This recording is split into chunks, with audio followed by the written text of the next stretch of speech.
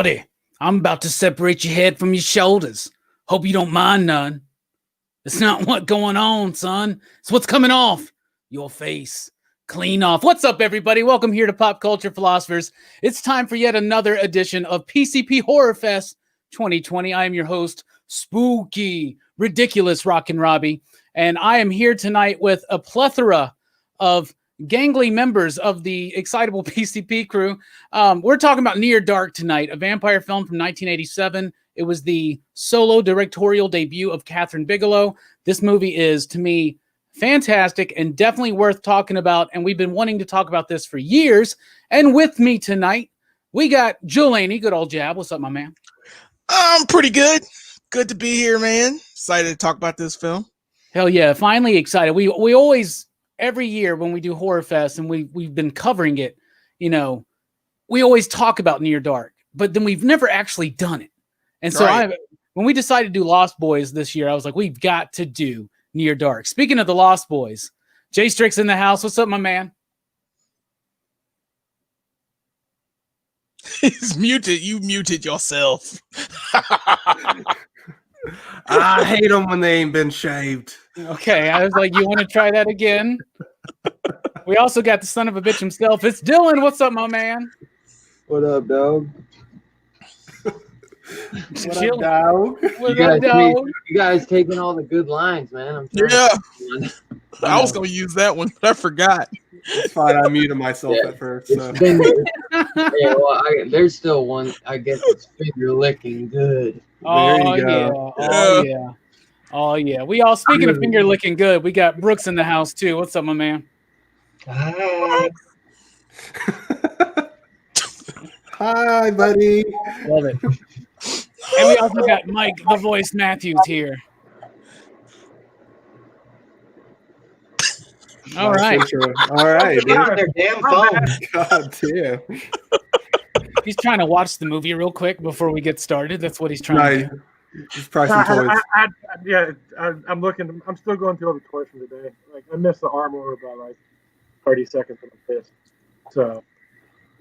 All right, weird stretch, but we're moving on now. So, Near Dark came out in 1987. It was directed, like I said, by Kathryn Bigelow. It was written by Bigelow and Eric Red. Now, this was a deal that they had made that they were going to write two movies together. Eric would do one, she would do the other. I think it was Undertow or something that they did before, and then they wound up doing Near Dark, right?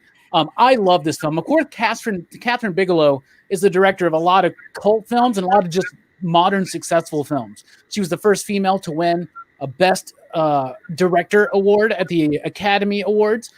She won that for Hurt Locker. She did Zero Dark 30. She did Point Break. Come on, y'all. I love this film. I think this film is absolutely brilliant. It's got a great cast. Lance Hendrickson, Bill Paxton, Jeanette Goldstein, Jenny Wright, and Adrian Pasdar, who we know better as the president from Heroes. Yeah. But whatever.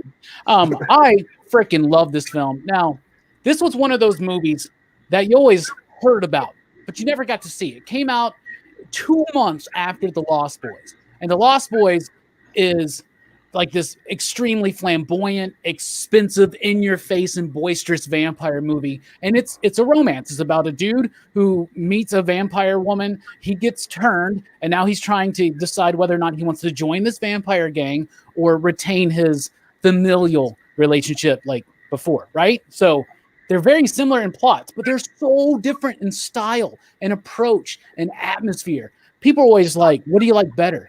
Lost Boys or Near Dark? And I'm like, I can't decide because they're two sides of the same coin. Near Dark, to me, is beautifully shot.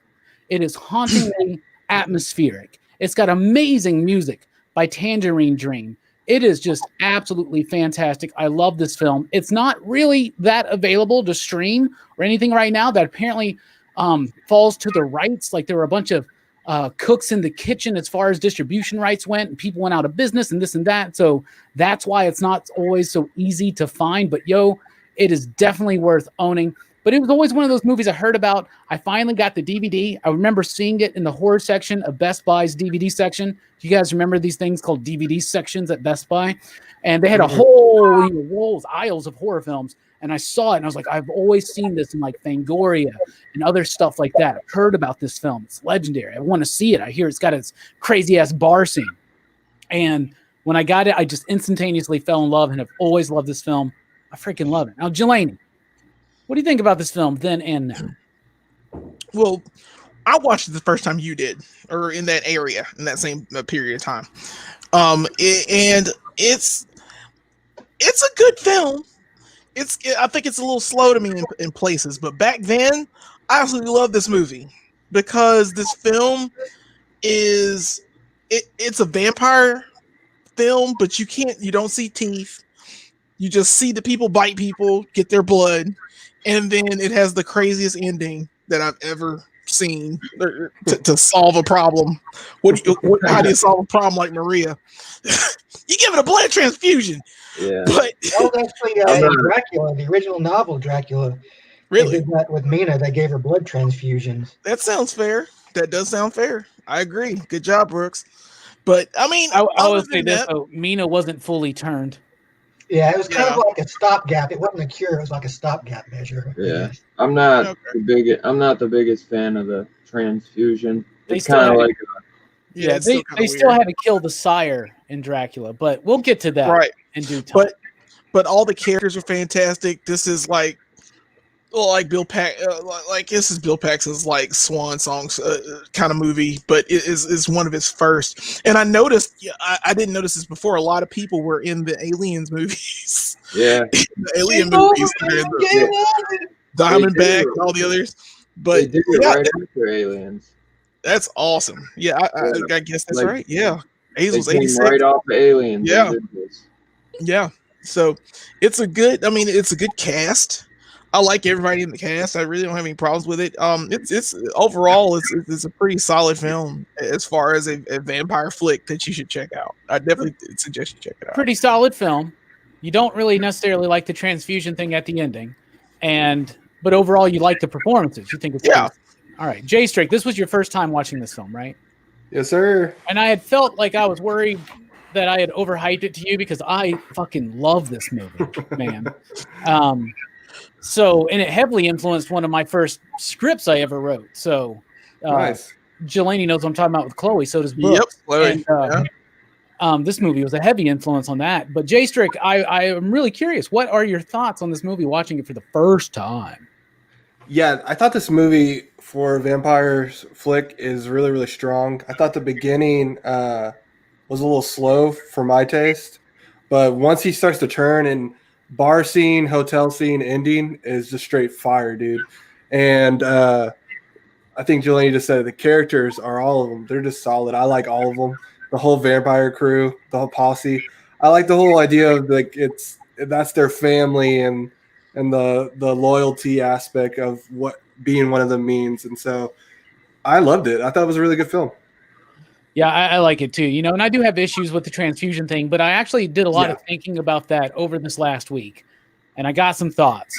We'll get to it. One of my favorite things about this movie is that it blends Westerns with vampire films. Now, Catherine Bigelow wanted to make a Western, but in the 80s, the Westerns were done. It was a dead trend. Like, it was over. Like, nobody wanted to finance Westerns. But guess what was popular? Vampire films, right? Fright Night, Once Bitten, My Best, all this kind of stuff, right? Tons of vampire films. And they wanted to maybe blend the vampire film with the Western, and I think they did it absolutely brilliantly and fantastic. Speaking of blending two genres into one, that's Dylan's Comics in a nutshell, my friends. And by the way, Dylan Comics, we're nearing 700, I think, subscribers right now. We're going to try to get you to 1,000 PCP Army before Halloween. The link is in the description below. Go ahead and sub up to Dylan, because on Saturday nights we also stream with him and scream with him in celebration of Horrorfest. So Dylan, my man, what do you think about this film? Thank you, my brother. Yeah, man, I love this movie, man. It's like right behind Lost Boys, as I told you. To me, Lost Boys is like almost perfect. This one's like a little less, but I still there's nothing like it, man. Like the Western vibes, the way it's shot is phenomenal. Who is it? The director of photography, Adam Green. He gives it Is it Greenberg? That's what I thought. I don't know why I said it. But dude, it's so well done. I would say my only character I don't really care for. I know you guys all said you like all the characters, but Caleb, he is the weakest. I'm sure if you guys could agree on that he is the weakest of them all. I've never been that big of a fan of him. I wish the story kind of more was just straight up in the family's perspective instead of kind of off of his perspective. Just because they're so awesome, they're so badass, and you just want more of Severin and Jesse. Man, like they're so phenomenal in that.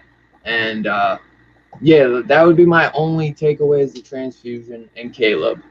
Just what I'm saying, like he's a little weaker, but when you got Lance Henriksen and Bill Paxton coming off of Aliens, and dude, Bill Paxton was just hungry, man.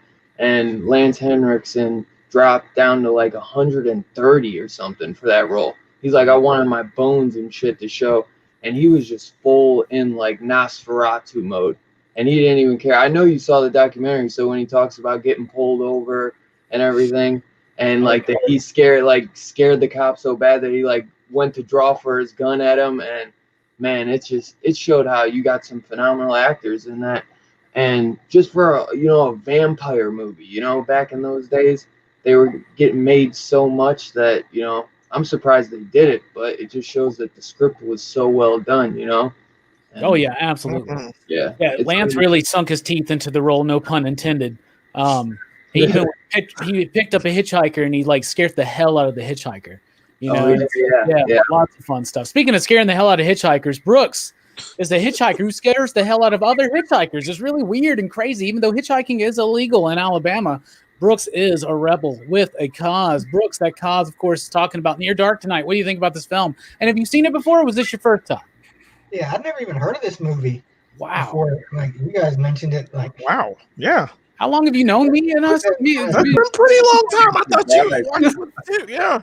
That's our fault, Jelani, right? That's our bad. That's nuts. Okay. And so, like, I had no expectations. Like, for me, I like all I knew was that it was a vampire movie. But I liked it a lot. Actually, I like that.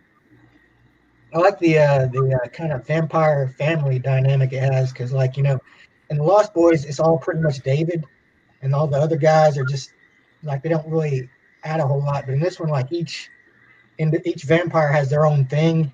Like you have Homer, who's always trying to be the tough guy. Yeah. You got Lance Henriksen, the daddy, and so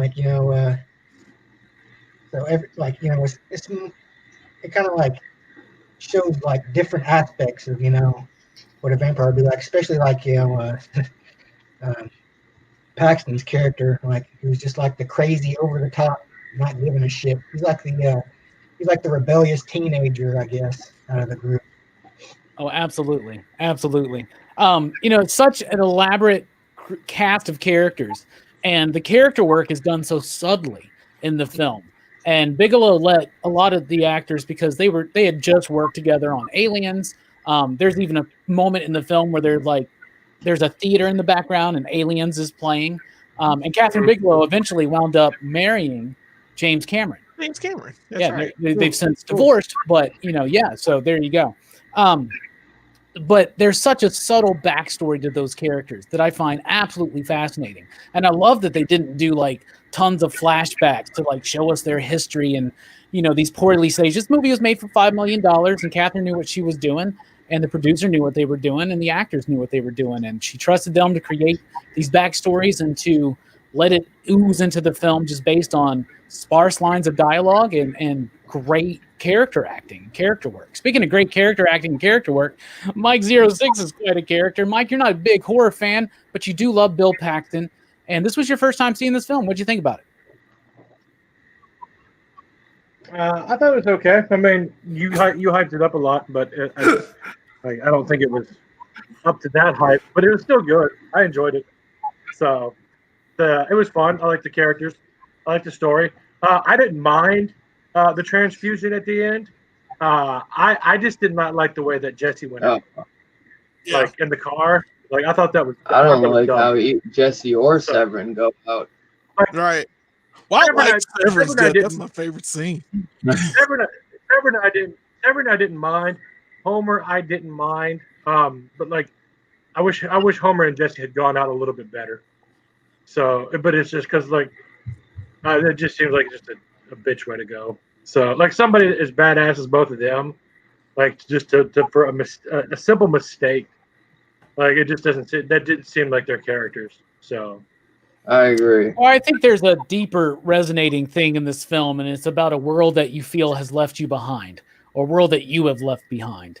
And they're living on the fringes of society, right? And so to me, I get it. I get exactly what you're saying, but I almost feel like it's a defiant stab in the face of this world that's forgotten about them and doesn't give a shit about them. And that's why they're living this nomadic, Western roguish type life. And they literally, I mean, nothing about their lives seems appealing, but I find them incredibly empathetic. Like I feel for them. This movie does not ask for your sympathy, but through those great performances and the brilliant acting and the great directing and just the way it looks and the tone and the music, everything. Tangerine Dream even has so much to do with this. But you have empathy for these characters almost. Like I feel their struggles. So I can kind of feel it a little bit more. But then again, I'm like super like whorish for this film. I love the hell out of this movie. It's one of my favorite vampire films of all time. I get what you're saying on that, but like at the end, it still doesn't make any sense. None. So It's abrupt. It just like I'm a vampire. The sun's coming out. I'm running after this girl. Why don't I just stop the car, get into the car, tape the car up, seal it up a lot better, and then go run them down because they don't have a car, they don't have a vehicle. They're just going to be running on foot. So just chase them down. Well, I think there's a little bit more to it than that. I get exactly what you mean, Mike, because I feel that way too. Because in a way, it's different, but they've lost basically their family too at this point. So at this point, they're like no fucks given. Even times 10 where they usually are at. The other thing is these characters have been together for so long. Like obviously you get the idea that May is the newest and she's the less accustomed to this. Yeah. Right. But like Jesse is from the Civil War. His backstory is that he was turned during the Civil War. Then Bill Paxton's character Severin was next. And then Diamondback is from the 20s. And that's why she's kind of got that 20s glamour look, but growing out a little bit and living on the road a long time. And Homer's apparently like a 50s kid. And that's why he does the stupid cheesy shit. Because he's a 50s kid. Like so it's been decades of this family. And there's a lot packed into it. We'll get to that in a little bit. What are your favorite characters in this film? And the performance, of course, behind that character. I'll start because I'll just go ahead and pick everybody's favorite. It's Severin. Bill Paxton steals the show. Yeah, this movie's about Caleb. This movie's about May. But Bill Paxton just steals this show. Severin is such an amazing character. He really makes the use out of everything that he's got. He's charismatic, he's dynamic, he's funny, he's scary, he's threatening, he's one of the boys. It's like you want to be his friend. And I love that bit too where Caleb wants to be his buddy and he like gives him his spur. He is totally also embracing the Western aspect of this and the Western outlaw nature of what they are and who they are.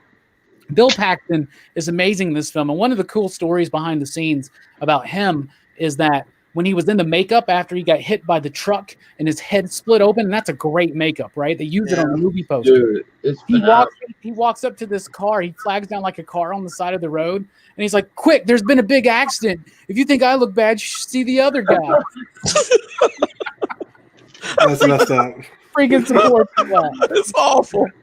I think they did that, like on set or something, dude. It's just phenomenal. Speaking of freaking people out, Jelani. I've heard you're a little bit of a freak. What do you think about what other character would you like to spotlight? I got freak tendencies. I can't say another character because you took mine. You took Severin. I mean, God, it's the best scenes in this film. He's just amazing. I love how he gets his prey of the two girls. He's just dressed up slick like a Western guy, just ready to pull his gun out and do whatever. But he's it's so easy for him to like just be so slick and do what he's going to do, but he's also got this wild side. He's nuts. So since you picked him, I will go to my second favorite, which I thought when the first time I saw this movie, I thought he was the creepiest character, but I began to like him more, and it's Homer. I think Homer is a little kid. Homer's a little kid that's been around for a while, and they call him Old Man. And I don't know why they turned a little kid. I would like to know the backstory of how they turned a little kid. Well, the idea is that Diamondback turns him because she wants kind of a son. They're building a family, you know? Yeah, I guess so. That makes sense. But it's just, I like how Homer just is one of the boys. He's just sitting there like they're playing cards and stuff, and he's smoking cigarettes right along with them. And he's a lot more... I think he's scarier vampire than Laddie was when Laddie was full turned in Lost Boys. Yeah. So, I don't like kids in films. I can't stand children. Yeah, you hate them. So I was surprised that I liked Homer. And I like that kid. I like how he wanted a friend. So he was gonna bite Caleb's sister. He did not care. He was gonna do it. I was surprised he didn't turn her in the car. Yeah, that's Joshua John Miller playing Homer in that film. And what's crazy is that you get the idea, and it's so subtle to work in this film. Other films, like it would be so elaborately explained to you, but Homer turns May, right? So Homer is May's sire. So basically, you get the idea that Homer wants companionship. May was probably turned not too long ago, right? I would say like 10 years ago or something in the time of the movie. So that means that Homer went like 30 years. That means he aged like 30 years. He's like a 38-year-old dude. 30-year-old man, right. And so he, of course, turns this hot young lady into a vampire to be like his. But of course, she's not. I mean, he's still a kid, right? This has built up that frustration. And now that's why I think when he meets Caleb's sister, I think that's why he reacts the way he does. And it is a creepy scene. I'm glad you mentioned it. It was really creepy when he did that. That's what I'm saying. He's super creepy. And I'm like, he was creepy throughout the whole part. And I was like, oh, that's the first time I saw this movie. But the second time, I was like, that's a good character buildup. I like how they made this kid and they allowed him to smoke cigarettes and hang around adults and just be an adult. And they have no problems with it. And I love how he uses the gun so much too, because he's still a kid. He's still a kid. He probably hasn't got quite as much strength as Severin. Yeah. Speaking of, the only person here who could know what it's like to be a big man inside and a little man on the outside is Jay Strick. So Jay Strick, why don't you tell me about one of your favorite characters in this film? Obviously, aside from Severin or Homer. Yeah, I like Jenny Wright as May. I thought she was desiring. I bought the romance. I love the scene in the bar when she grabs the last guy standing and she's like, dance with me. And the dude is just shivering because he knows he's about to get got. But she eventually, I guess he doesn't. Does he? No, he doesn't. Yeah, he survives. He's in the. And they're trying to get Caleb to. That was like supposed to be Caleb's initiation, but he let him get away. Yeah, that dude gets away, and he's the one that leads the police to their motel or whatever. Right. Mm-hmm. And during that shootout, he's there with the police, and I'm like, yeah, he's just in the car. He's like, yeah, come with us. We're going to go into a shootout. What the fuck? I would be like, hell no, man, I'm out. I've done my part. I told you where they were. Goodbye. I said good day. You like May. This was her first film. She had some small roles, though. She was in Pink Floyd's The Wall. Brooks may remember her from that movie. She's the lady in that movie. She's Pink's lady or whatever in one of those scenes, I think. Or maybe she's in the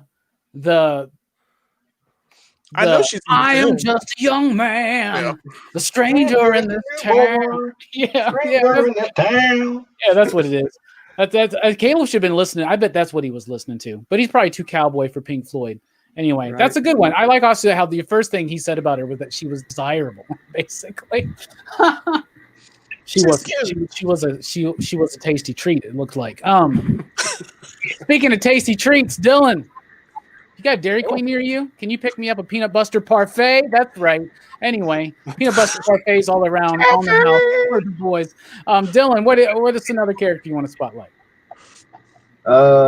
Well, man, Severin, of course, but since no one's even mentioned it, which I thought if I knew you were picking Severin first, I thought someone might have said it, but Jesse, man, Dude, I'm a huge Lance Henriksen fan.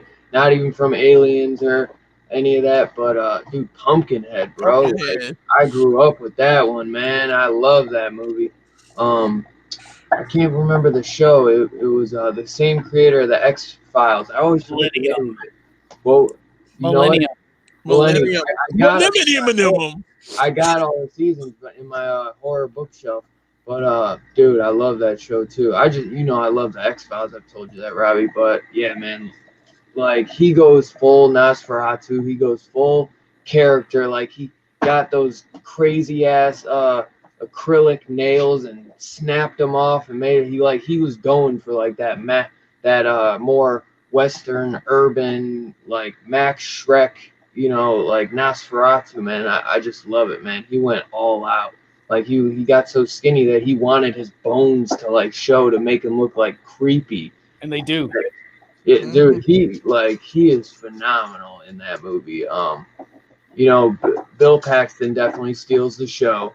He was young and hungry, but both of them, man, it's such a phenomenal show. Like honestly, those two acting. If I could just get those two for a whole hour and 30, like that might beat Lost Boys for me because they're just so damn good. Because they definitely beat Corey Haim and shit, I can't think of his name. Michael's name, whatever Michael's name, and Jason. Oh Patrick. yeah, Jason Patrick. Yeah, I couldn't think of it. Speed 2. Yeah, Speed but yeah, 2. man. Yeah, Yes, dude, for he's sure. great in this film. Yeah, like you said, he got the acrylic nails. He snapped them off with pliers. He when they had to go drive across the desert or something at one point. So he kept the makeup on with the gnarly scar and everything, and he stayed in character. And we've already talked about it. He got pulled over. He picked up hitchhikers. This dude went all in, and he's got. Yeah. If you really totaled it up, he's probably got so few lines, but his intensity is unmatched in this film. Speaking of intensity, Brooks, any characters left you want to spotlight? Well, I mean, she didn't have a whole lot of time. I like Caleb's sister in this movie, especially the scene where Homer's picking her up, kind of. He's like, you want to watch TV with me? And she's like, is it color TV?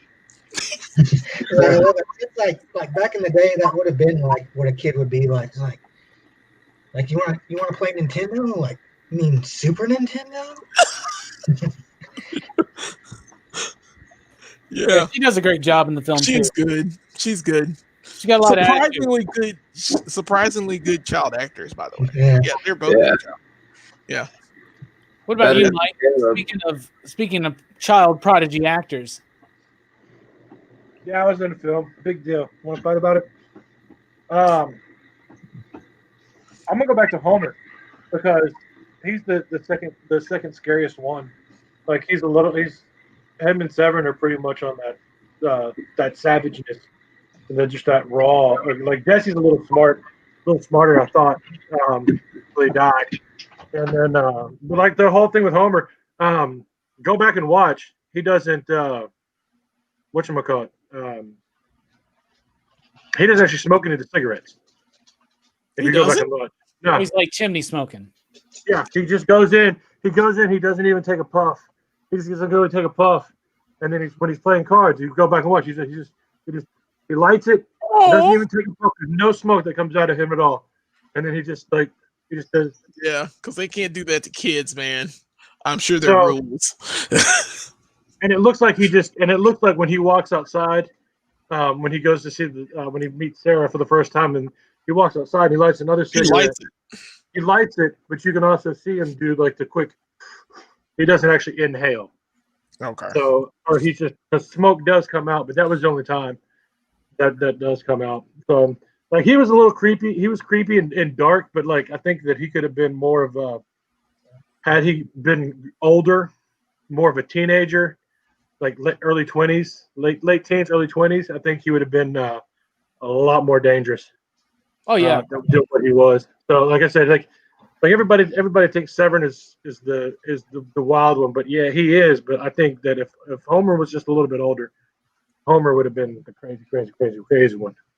So, And of course, we can't forget Jeanette Goldstein as Diamondback. She unfortunately didn't have too much to do, but the little moments that she is in there, her confidence, and that's something that comes across in all of these characters. Like when the guys are holding them up and like Oh, he's yeah. holding the gun up against you, she's like, She's just smiling. She looks over at Jesse, and Jesse, one of my favorite lines of this movie, which is filled with some of my favorite lines in 80s horror at all, is when Lance Hendrickson's Jesse goes, "You're not going to look so good with your face ripped off."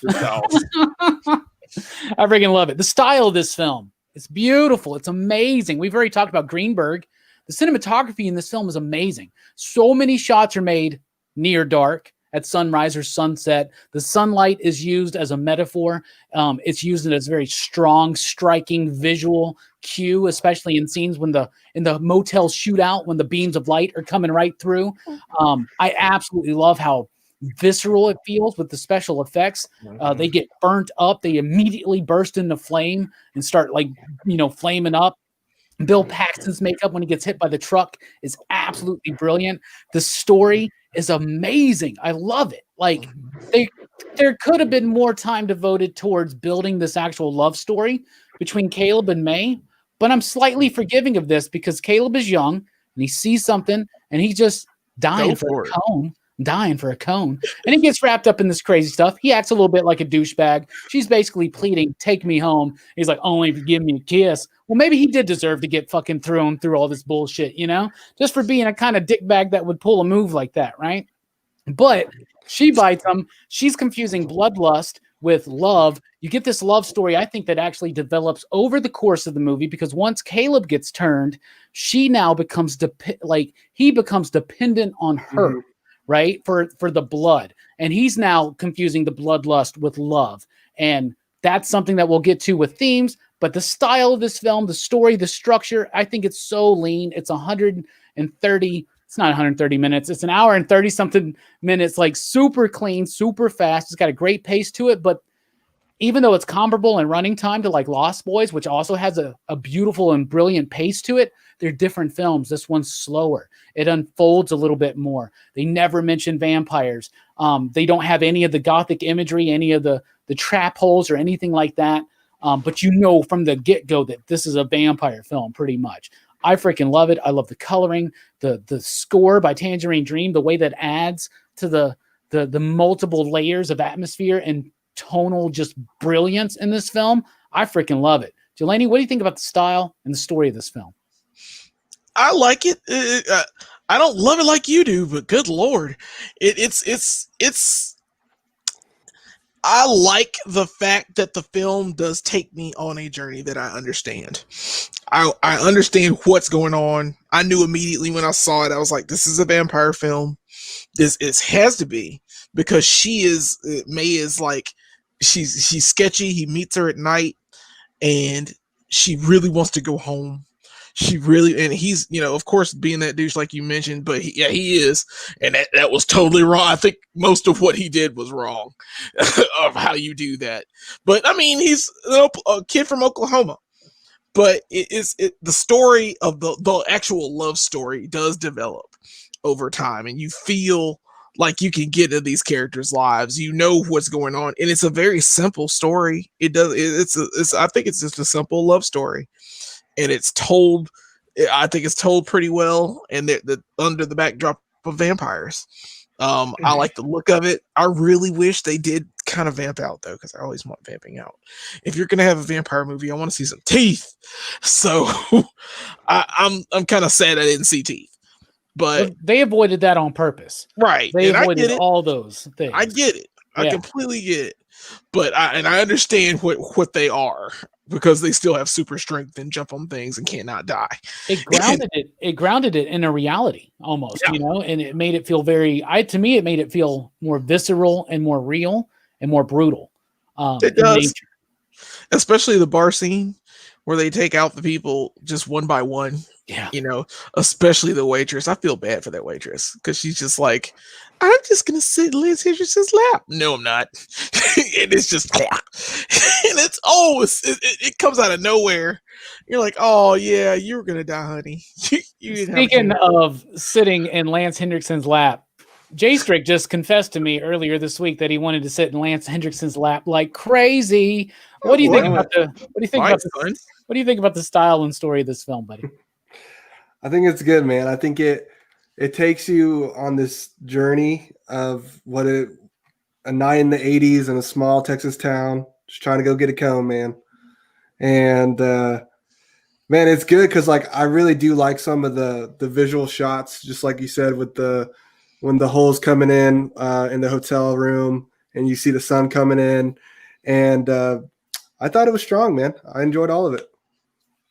I love how it takes, like, that shootout is a typical like Western shootout scene. Like Young Guns did it. You know, like it's such a great scene in a lot of historically renowned Westerns. And it takes that style and it makes it feel it's definitely a neo-noir Western, right? It's got shades of even the Coen brothers with the way that it's funny when it shouldn't be sometimes, you know. The style is great. Its cinematography is amazing. You've got these beautiful landscape shots of like sunsets and everything, something completely like pegged down as a Western style. They just blended it so well, man. Absolutely. Speaking of blending styles, that's Dylan again. Dylan, what do you think about the style and story structure of this film, my friend? I think it's good.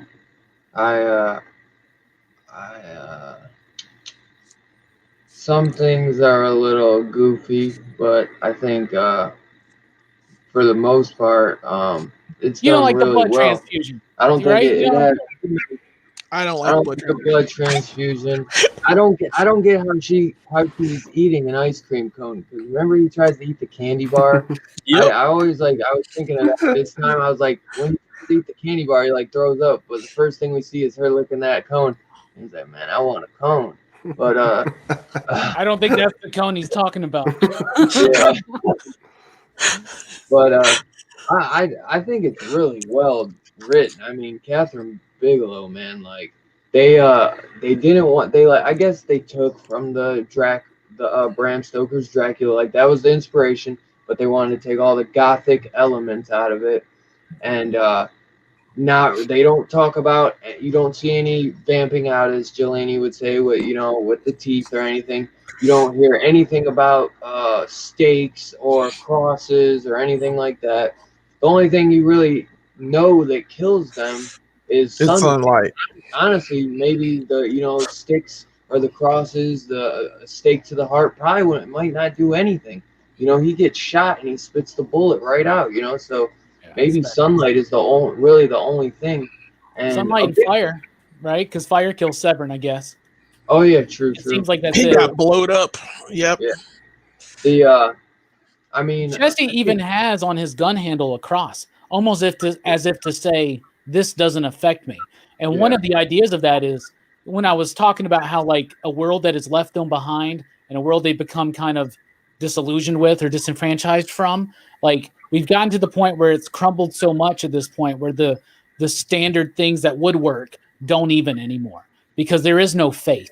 We're talking about 1987. We're talking about the Reagan era. We're talking about what is Catherine Bigelow trying to say? And we'll talk about this a lot more lately.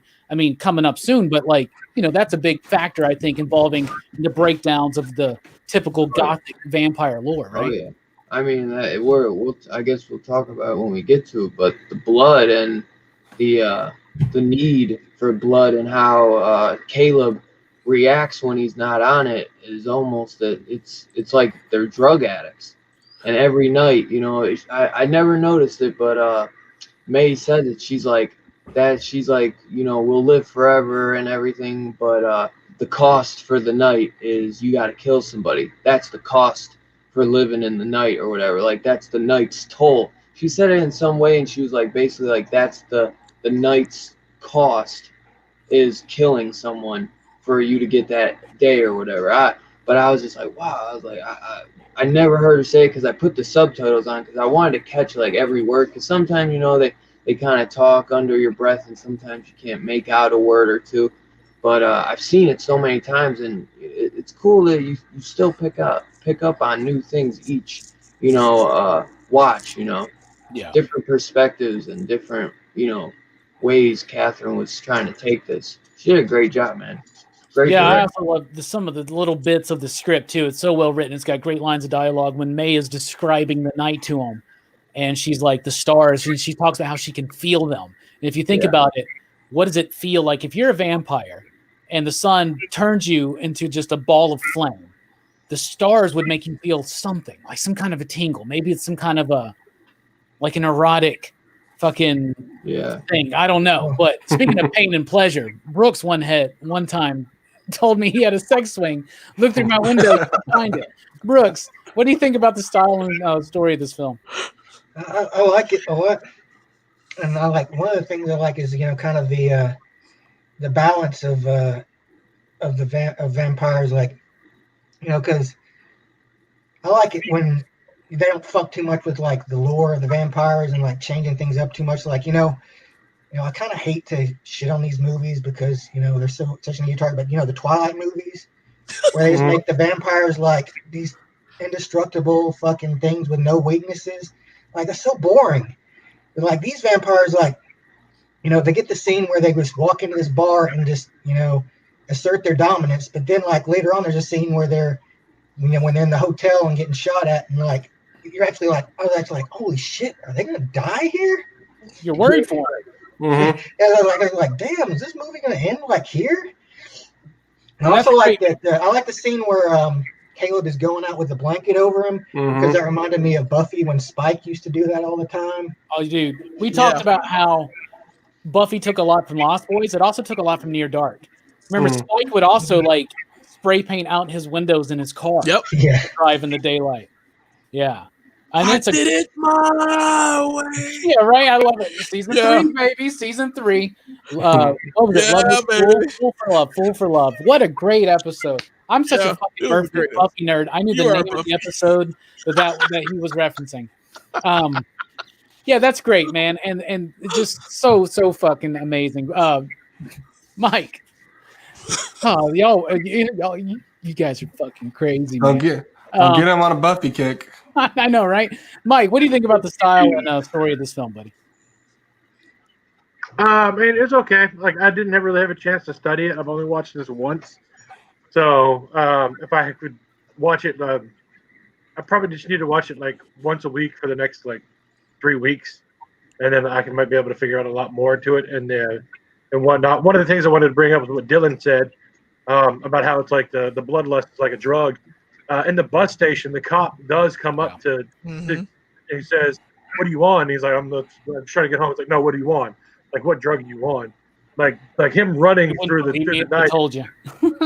Yeah, and it's just him running through the field, and it's just like, and his little sister's like, "He's sick. He looks like he's sick," and I mean, it does look like, I mean, if you did, it's like people on heroin and Xanax zombies. Like, if you ever ever had to do with any of those types of people, like that's what it looked like. It reminded me of, and it's just, and watching somebody go into a K-hole is probably like one of the worst things in the world because you have no idea what's going on, and it's just that's what it looks like. So yeah, and then I like the story. I mean, it was up front. It was to the point. You kind of, it's like, okay, bam, here we go. I liked how it started, because it's like, here's Caleb meets May, and then it's just like, he was a creep, but then it's just like, okay, like just talking about life, and then bam, he's a vampire, and then like, hey, if you want to be with, like, we need you to come with us. I mean, I thought that was kind of messed up the way they just came in with that big RV and just They kind of kidnapped him. in there in the middle of the day. They kind of saved his life. That too, yes. He'd have probably burned he up. started to burn. So, but I like the way that it flowed, and the pacing was great. And so, like I said, there's a lot of me and Joe, you talked about this earlier, about the backstory was just kind of very subtle, and how, like, I would have liked to see more. Like, I'd still like to see a movie with Jesse and Severn, played by two different people, with them being sort of younger. Well, I don't know who has the rights, but I have a 5-year plan for Near Dark comic book that would explore more of this world. Oh my god! I can come up with one. This is happening. And I did look that up, and I was curious to know why there hasn't been a Near Dark reboot of everything that's happened. Well, they tried to do it a while ago, and then it kind of fell apart. Well, the reason it fell apart is because it was going to be released at the same time as Twilight. Twilight, that's right. Twilight had a It very was too similar. they're too similar. And Twilight had a because the book and being a younger book had a bigger following. Stopped it. So when they released the Blu-ray that I have that you and Brooks watched, it came out during the Twilight era, and you can tell the influence on the marketing on the cover of that Blu-ray. Do you know what I'm saying? The sparkly. I hate the Blu-ray cover. I love the DVD cover, and I hate the Blu-ray cover. Tricking people in the near dark. So everything Mike was talking about is a good segue into the themes. But before we get into that, one of the things that helps the tonal resonance and atmosphere of this film to me is the soundtrack by Tangerine Dream. I fucking adore it. I listen to it so often, just as often as I do a Goblin soundtrack, just as often as I do a John Carpenter soundtrack or a Harrison soundtrack for Day of the Dead. Real briefly, Jelani, what do you think about the music in the film? I like it. It's subtle. It's just like kind of like how Lost Boys has what it has for the music. Tangerine Dream does do a great job. They give you I don't know. The parts I like the most are when he's running in the field. That music of that tenseness of like, yeah, like he's gonna freaking die, and like you know it, and it does. Yeah, all the music is well placed. It tells you, it does tell the story along with it, and it does a great job of it. I can't hum it all the time because there's so many more hummable tunes though.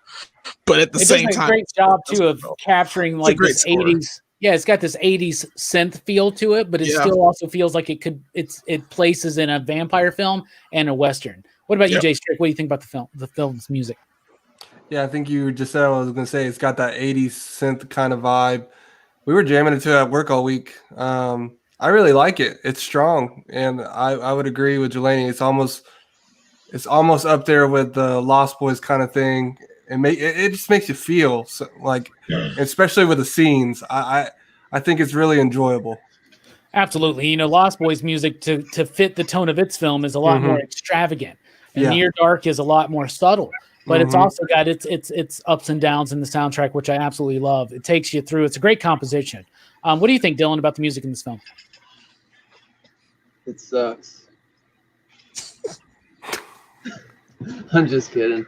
I wanted to just see Robbie just shit his pants there and be like, what the fuck did you just say? Hey, you're stealing my thing, dude. You totally are. You're right, though. It's way different than Lost Boys. It's way more subtle at times, but it's perfect for it. You know, I mean, it's got to have that kind of Western, like, it's almost like a Western, like, funk or like a Western jazz. I don't know, like how, like, that every time when they go in that bar scene, man, like, you're just like, you get it. Like, I turn, like, every time I get in that bar scene, I turn it up like 20 more notches, man, just to like really get in. And I'm just like, oh yeah, because you know, it's like, it's almost as soon as they walk in that bar, it's like they're stepping into like another reality, and it's like these people, they're about to leave the planet. You know what I'm saying? Like, and it's more like another reality just stepped into that bar, like when Pinhead and the Cenobites show up, and it's like. Yeah, you know, and the Hellraiser score does a great job of bringing that aura and atmosphere into it as well. Brooks, what do you think about the music in this film? Well, I didn't really notice the music much in this movie, to be honest. Like, it doesn't really have any it doesn't have songs. It's more of a score, you know. Yeah. Like Lost Boys had more of those ballads, pop songs, and sax band. More, I still believe, and I was waiting for it, man. It took that long, Delaney. Sorry, I didn't mean to cut Brooks off. Go ahead. When I think when a soundtrack doesn't stand out too much, is actually kind of a good thing. Means it's working. Yeah. At least the first time you see it. Like, maybe if I'd watched it a couple more times, I'd start to get more. But I think it's good because it doesn't distract from the movie, which is what is important. It's a part of it, and that's something that's really strong. It's on YouTube, man, in its entirety. I would highly encourage anybody to check it out. Mike, any thoughts on the music of the film? It's very subtle. It doesn't overpower anything. It adds to the film. It's one of those that I wouldn't listen to. I can compare it to the Terminator, the original Terminator, not the T2 soundtrack, where it's when it needs to be there, and whatever the scene is, like the bar, the shootout, like when May comes back, and it's when it needs to. It's there when it needs to be there. It's almost it's an essential for the film, but it's not. But it's something that can be easily forgotten. Like, it draws a lot of emotion to the viewer with the scene. It helps. Yeah. Blade Runner and Dangles was the same way. Yes. I thought so. But yeah, the soundtrack is its own character. Yeah, absolutely. It's essential, and it's nice to listen to. I listen to it all the time at work. So many people have heard it. One time, you guys all know Rick, Declan's father. One time he came into the shop and I was playing it, and he looked at me, goes, "Near Dark?" And I was like, "Yeah." He goes, "I'm in a comic shop and you're playing the Near Dark soundtrack by Tangerine Dream?" I'm like, "Yeah." And he's like, "This is the fucking best store I've ever been in." And I was like, "Dude, I agree with you." Dude, we had the same thing happen the other day with Lost Boys. Yeah, we did. Yeah, I was there when Rick came in for that, and Rick also came in for the Goblin soundtrack. Yeah, I was playing Dawn. Yeah, was it Suspiria or Dawn of the Dead? One of them. Dude, he came in for that one too, and he nailed it right off. So when I worked at night, I would play a lot more horror soundtracks because it fit the tone of the store a little bit more. During the day, when you got a lot of moms and their kids coming in, and you're playing the Goblin soundtrack to Suspiria, it gets a little weird sometimes. Just a little bit. It's funny, Mike references the Terminator though too, when he's never seen Near Dark till now. Well, here's another Adam thing. Greenberg worked on Terminator, and Michael Biehn, right? That's his name, right? The guy that played Reese. He was in Aliens. Yeah, he was in. He was originally he was offered the role of Jesse, and he turned it down. Really? And that's when Lance came in. Lance actually auditioned for Severin. Yep. Nice. Yeah. he'd have been a good Severin too. I think. But he's such a good. He's a better Jesse than Michael Biehn would have been. Man, let's be honest. Come on, that's man. true. As great as Michael Biehn was in those films, man, I gotta see Michael Biehn more as a Caleb. Exactly. He has the look. He was young back then too. Yeah. But Adrian Pazdar or whatever his name is does a great job as Caleb, and he's General Talbot in the MCU. He's in the MCU. Really? He's Talbot. The Shield, he was like the general dude. He's General Talbot. Yeah, that's right. Yeah. I completely forgot. Yep, he's Talbot. So Caleb, before we get to the ratings, not that good. let's talk about favorite moments in the film. And I'm just going to say, obviously, a lot of favorite moments come from the best scene in the film, the most notorious scene, which is the bar scene. The bar scene is impeccable. Most people that even hate this film love the bar scene. The bar scene to me is everything. And so I'll just pick one moment from the bar scene, and it's right when they walk in. First of all, Jesse gives them this crazy-ass look. Everybody stares at him, right? And then Severin, and just that great Bill Paxton glory. Well, if this isn't shit kicker heaven. I love it. Speaking of shit kicker heaven, Jelani, what's your favorite moment in this film? My favorite scene in this film, and it's from both times I've watched this film because I only watched it twice, but it's got to be Severin, of course. But it's Severin when he's on the truck, right after he got hit by the truck. Put on your fucking seatbelt. Yep. And he's like half burned and run over and his skull's fractured. I love that whole. He's put his arm into the engine block to stop it. There's just so many cool things about how and the way he dies is so cool because it's the best explosion in the movie. Even though the explosion at the end happens, I was like, oh man, y'all wasted a bigger explosion on Severin because he took out, what was that, a fuel truck? It had to be a fuel truck, man, because he took out everything. And I was like, yep, that's how you go. I like how they have that whole scene in there when they're trying to teach, where May's trying to convince, get Caleb to kill someone, because I love that moment where Jesse's like, he makes a kill tonight. Yeah. He's gone. It's not. I love it too when he's like, "It's not fair for me to be carrying you, boy." Like it's so great, dude. And so they wind up with that trucker. It's another great character in the film. He's in there for so little, but he's great. He's like, "What? You can't drink and drive, boy," or something like that. Right. Great. But that scene was actually he was a trucker just to let us know that yes, Caleb can drive a semi truck. Yeah, that's all it was. Because he says, "Can you drive a driven one?" He's like, "I've driven a semi." Because he's like, he's like blah blah blah. What about you, Jay? Favorite moment in the film? I'll probably go with the hotel scene. I think it's an important scene too for Caleb because it's when they finally accept him. But also, I like what Brooke said earlier about them not being invincible, and you kind of get that since they're as soon as all the cops pull up to the hotel, I'm like, how the fuck are they going to get out of this one? It's light outside. Daylight. Yeah, and Homer freaks out. He's still yeah. a kid in many ways, isn't he? Right? Exactly. And then Caleb kind of saves the day, and that's when they first kind of accept him. So I really like that scene. It was awesome. It's a great scene. What about you, Dylan? One before I say my scene, you ever notice though, he's the reason though that they get in that trouble though. I know he shows his balls and saves them. Oh, Caleb, yeah. They mess with him, but I've been like, you dumb shit, you're the whole reason why we almost got killed in the first place. Right. But, it is a phenomenal scene. I love it when he's like, check out time. And then throws himself back when the hole goes in the door. But I'm surprised no one mentioned it. It's right before Robbie's scene. You go like 30 seconds before, my man. And right up on the hill and all the smoke and all the moonlight and then all that dark atmosphere and then walking up in their shadows. And the music, man. Dude.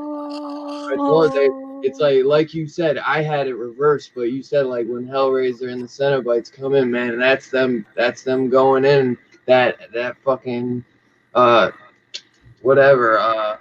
Shit Kicker Heaven's the name of the bar. Yeah, going into Shit Kicker Heaven. I love too when Lance Henriksen in the bar, and they're like, what y'all, when the bartender's like, what do y'all want with us? And he's like, just a few minutes of your time, just about the last few minutes of your life that's going to be left. I know I said it completely wrong, but just a few minutes of your time, exactly the same as the duration of your life or something like that, right? Yes. Oh my God. Love it, man. I also love too when he's like, a beer and a glass, and then when she brings it to him, he's like, just a glass, please. Yeah. And then he's like kind of flirting with her, so Diamondback gets all fucking pissed and like slits her throat and then puts her fucking. Then that's so fucking awesome. Anyway, what about watched the censored version of that and missed all. I was so mad. Oh, I knew it was there, and I was like, why did you do that? Oh no! Terrible. You like watch the one that's on AMC or some shit? Yeah, it was awful. What about you, Brooks? I was like, Speaking of censored scenes, what about you, Brooks? I like the scene where Homer brings Caleb's sister into the hotel room and the whole family's just sitting around there. It's like how weird, how awkward and weird would that be? Like this kid just just walks in and he just brings this random kid in, all of a sudden they're just kind of sitting there, just they just kind of take it in stride, Yeah, that's a good scene, and it's a powerful scene too, and it is one of those conveniences. But they also had a little bit of they were following him, and I liked that they kept going back to the family and the earnestness of him, his father, who does a great performance for another, once again doing so much with so little, doing a great job there. What about you, Mike? Favorite moment in the film? It's very subtle, and it's not really it's really important, but I mean it is. It's when Jesse is in the hotel. And he gets there and he runs into it, and his hand is right here, trying to talk, and he's watching the sun come across, how much time he has. And I just thought that was cool, just because he's like, "Come on, man, hurry, I need a room, what's going on, blah blah blah." And he's just watching the sunrise. Yeah. And just on the counter, getting closer and closer.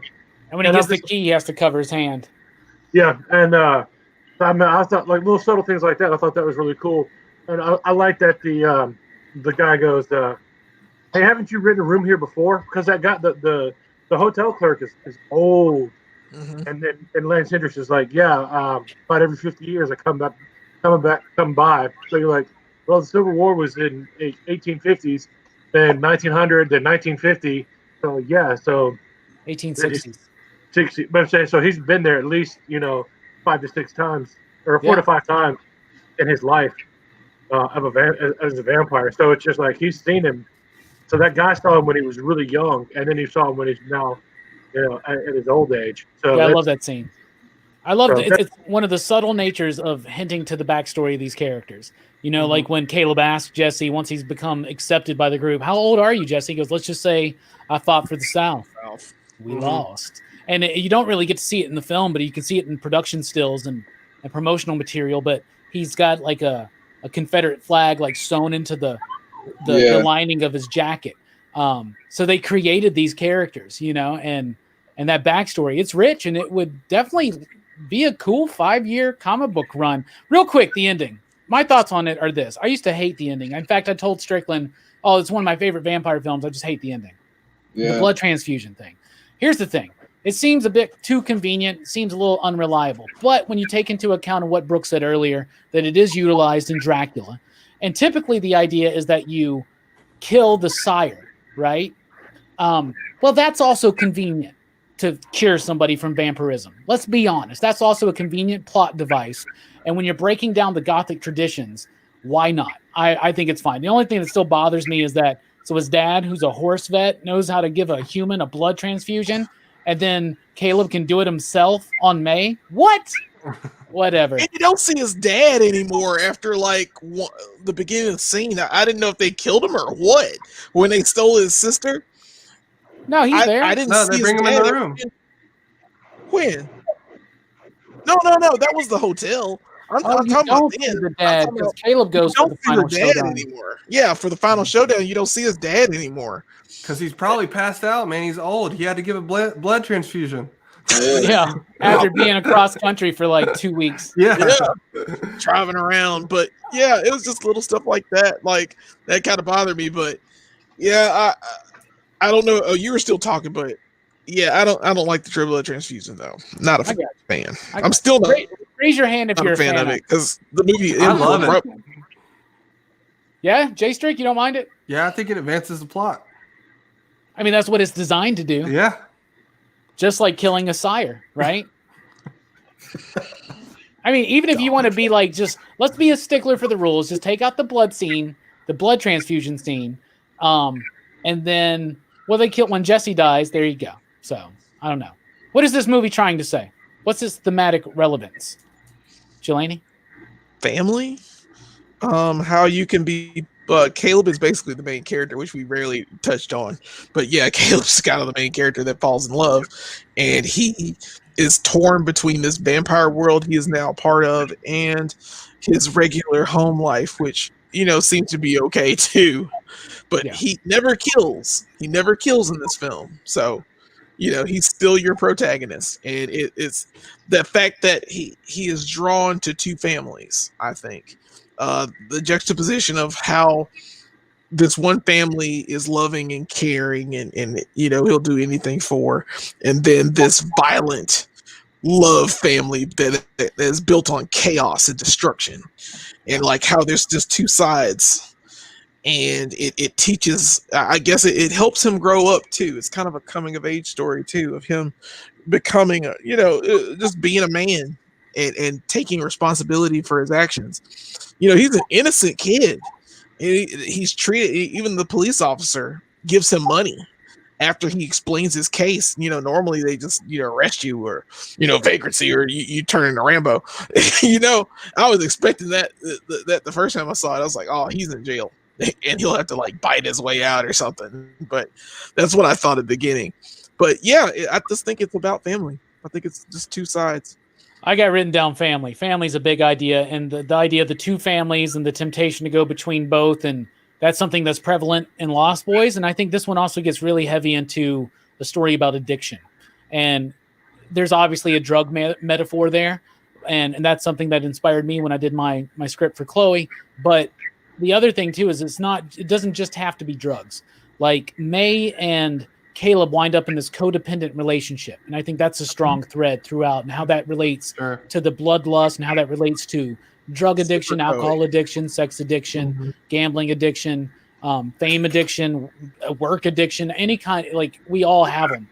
We all have our drug of choice, and I think that really subtly and directly covers that. So what about you, Jay Strick? What's this movie trying to say to you? Yeah, I think you could take a bunch of different things from the movie, but the big three to me is the family, the addiction, and loyalty. And just one thing I'll point out is the love that the father and the sister have for Caleb. They fucking go like across the whole state, and they were there when they see him get taken, and just like how traumatic that moment was for his sister and the dad, and just like I really felt it. Like they stopped him at the gas station. They go in the police precinct. They're trying to find him. This is their her brother, his son, and just the love that they had. I thought that was beautiful. I thought that was really cool. Absolutely. Dylan, what's this movie trying to say to you? Basically like everything you guys are saying. I think Jay Strick is right on that one thing. Because sometimes, man, in some movies they would have just picked him up and you would have never had another scene with the sister and father. They would have just thrown that to the side, and been like, oh, the parents were just like, oh, well, he ran away or something. But they go out searching for him. But yeah, I mean, you guys are. They know he's not that kind of kid. The drugs, I mean, dude, Caleb's looking like Leonardo DiCaprio and the Basketball Diaries. Nice. Nice Basketball Diaries reference. I appreciate it. Weird stretch, dude. Weird stretch. Like dripping snot and shit. I'm like, damn. But it says a lot, man, for a vampire movie. They go really deep with some of the references, and a lot of them, still affect us today. Fucking drugs are worse now than ever. But yeah, man, you guys basically hit it on the nail. There's not much I can say. You guys. Well, you helped elaborate it, Dylan. 100%. Yeah. 100%. Brooks, what's this movie trying to say to you? I think it's about how when you grow up, there's like a crossroads in your life, and with Caleb, like he's a young guy, he got this future ahead of him, and now he's introduced in like, he's known this world, like the world like we all live in, the day-to-day, the grind, and then all of a sudden, like he gets thrown into this Wild West world where vampires, where you can do whatever the hell you want, and go where you want, and don't have to follow the rules. And it comes down to like, what do you want? Do you want that freedom, or do you want the stability, which has its you have your he has his father and his sister too, which is like, I think what really brings him back to that decision, really like what causes him to make the decision to go back from instead of not going full vampire. Yeah, if they never found him, he might have even just kept going on, But once, like if like his father and sister hadn't been there, he probably would have just like killed the first guy and he would have just joined the vampire family, I think. I think you're right. Mm-hmm. That's a good point. What about you, Mike? What's this movie about? What's this trying to say to you? A lot of it has to do with family, and the kind of in blood, like he has his family, his father and his sister, but then he has his other family, which is the vampire family, which is made up of, friendship and bonding. So, and then actually, and going through an experience together, and like he doesn't. Once he gets to the van and plows through the hotel, like that's when he becomes accepted into that family. Also, the terribleness of drugs. I guess that was to be like you're coming down off of crack or coke. That was the big drug of the 80s. So I guess that would be like, that's the bad one for you, and the come down's not worth it. So, but yeah, family drugs is by Adam Cross.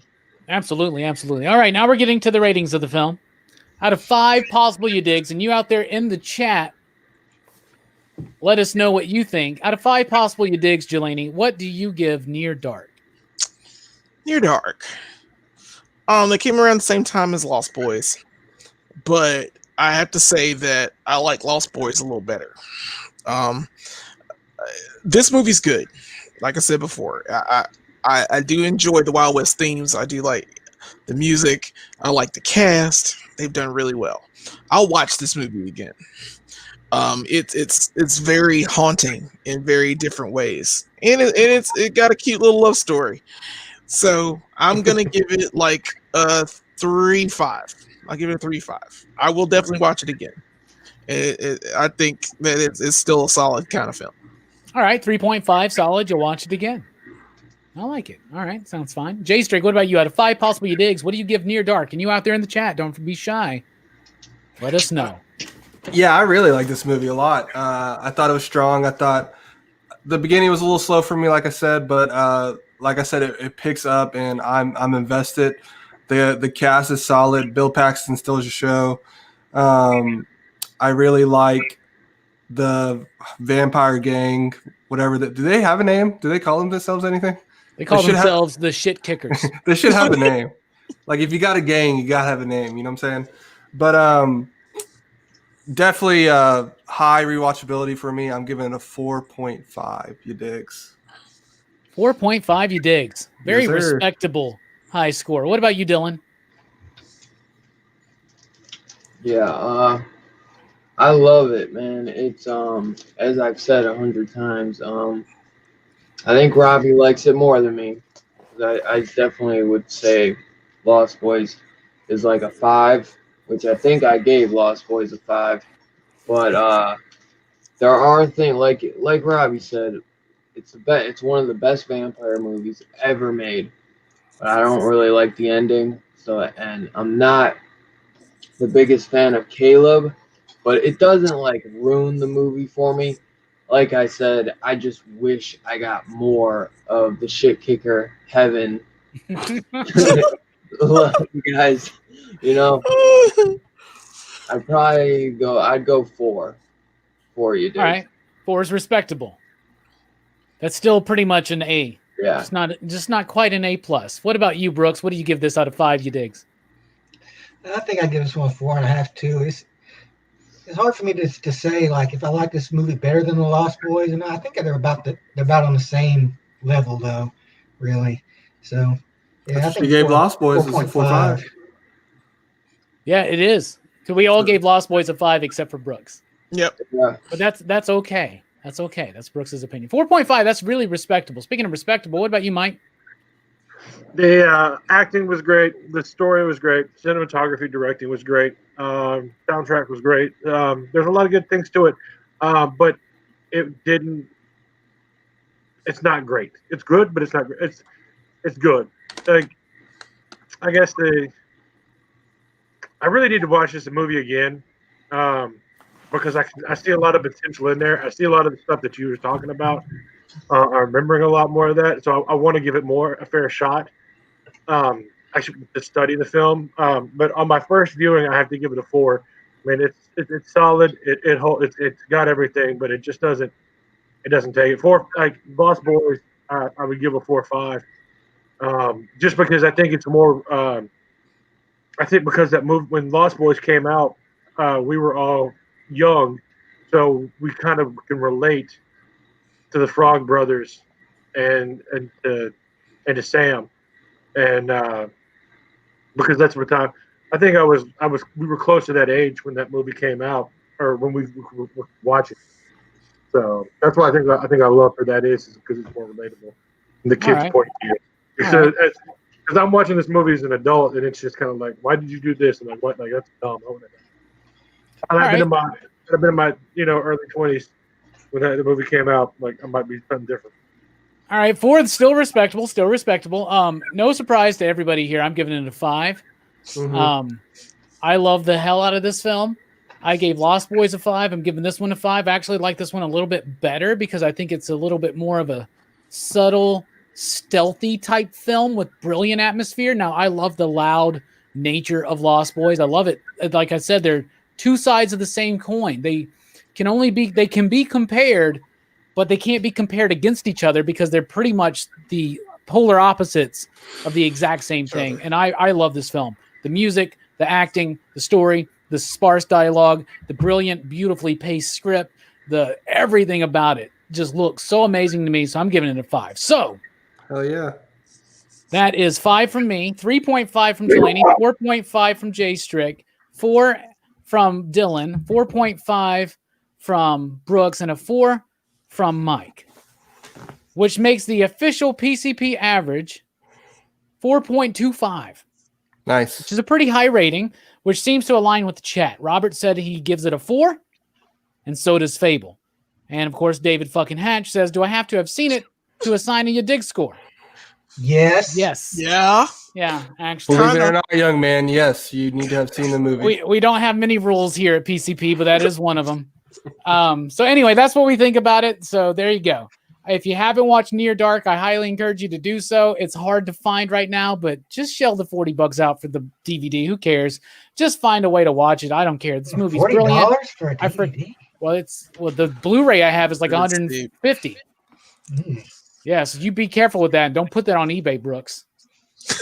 What's the eBay? It's everybody's after that Twilight-esque cover. Anyway, join us next week for PCP Horrorfest when we're having our first Horrorfest franchise review. We'll be talking about all 6 George A. Romero films. Night, Dawn, Day, Land, Diary, and Survival, baby.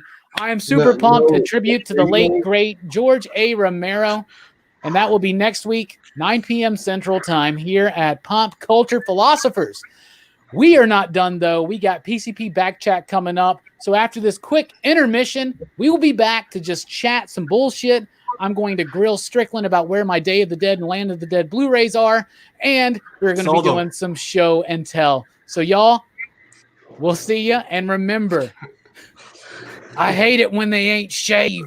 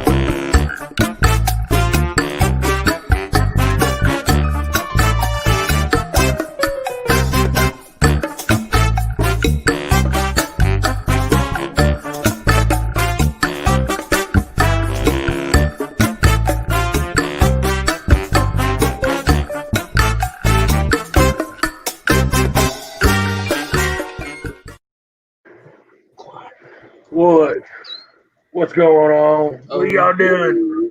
What you been doing, boys? Hey, Brooks, we got to talk.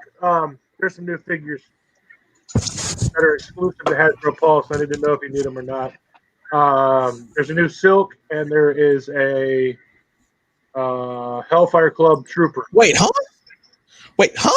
Talk to me. What? They're Hasbro. Dude, I'm trying to listen to do there. Hasbro Pulse has 2 exclusives. It's the Hellfire the Club Silk Trooper. and the... It's Silk. But Brooks being the, I got to help Brooks out. So I don't know if you want to order. I don't know if you want to order those online yourself, or if you need me to order them for you. No, that's good. I can get that Silk if it's still up. I'm talking to Brooks. I know you can get it. Yeah, Delaney. Sorry, I freaked out when I heard things. I heard Hasbro Pulse, and I was like, "What?" Sorry, dude. Yeah. Continue. Oh, Yeah, last question. Did you tell him about the Hellfire Club henchman? that's what I was trying to tell him about. Oh, so it's like the old school henchmen with like the weird mask and shit? Yeah. Huh. Yeah, I was thinking the other day, like, man, it'd be cool if they made one of those. It'd be cool if you could get one that's got like missing arms and legs and stuff, like Wolverine hacked the shit out of them. Did you That ever would be get the funny. Hasbro Pulse? Did you ever get the Hasbro Pulse PulseCon edition Hellfire Club set? Yes, I ordered it for. I ordered it for Brooks. Okay. Cool. Any idea when it'll come in? I don't know. I just got an email saying that my first Power Rangers, Lord Draken's coming in. The Evo 3, really?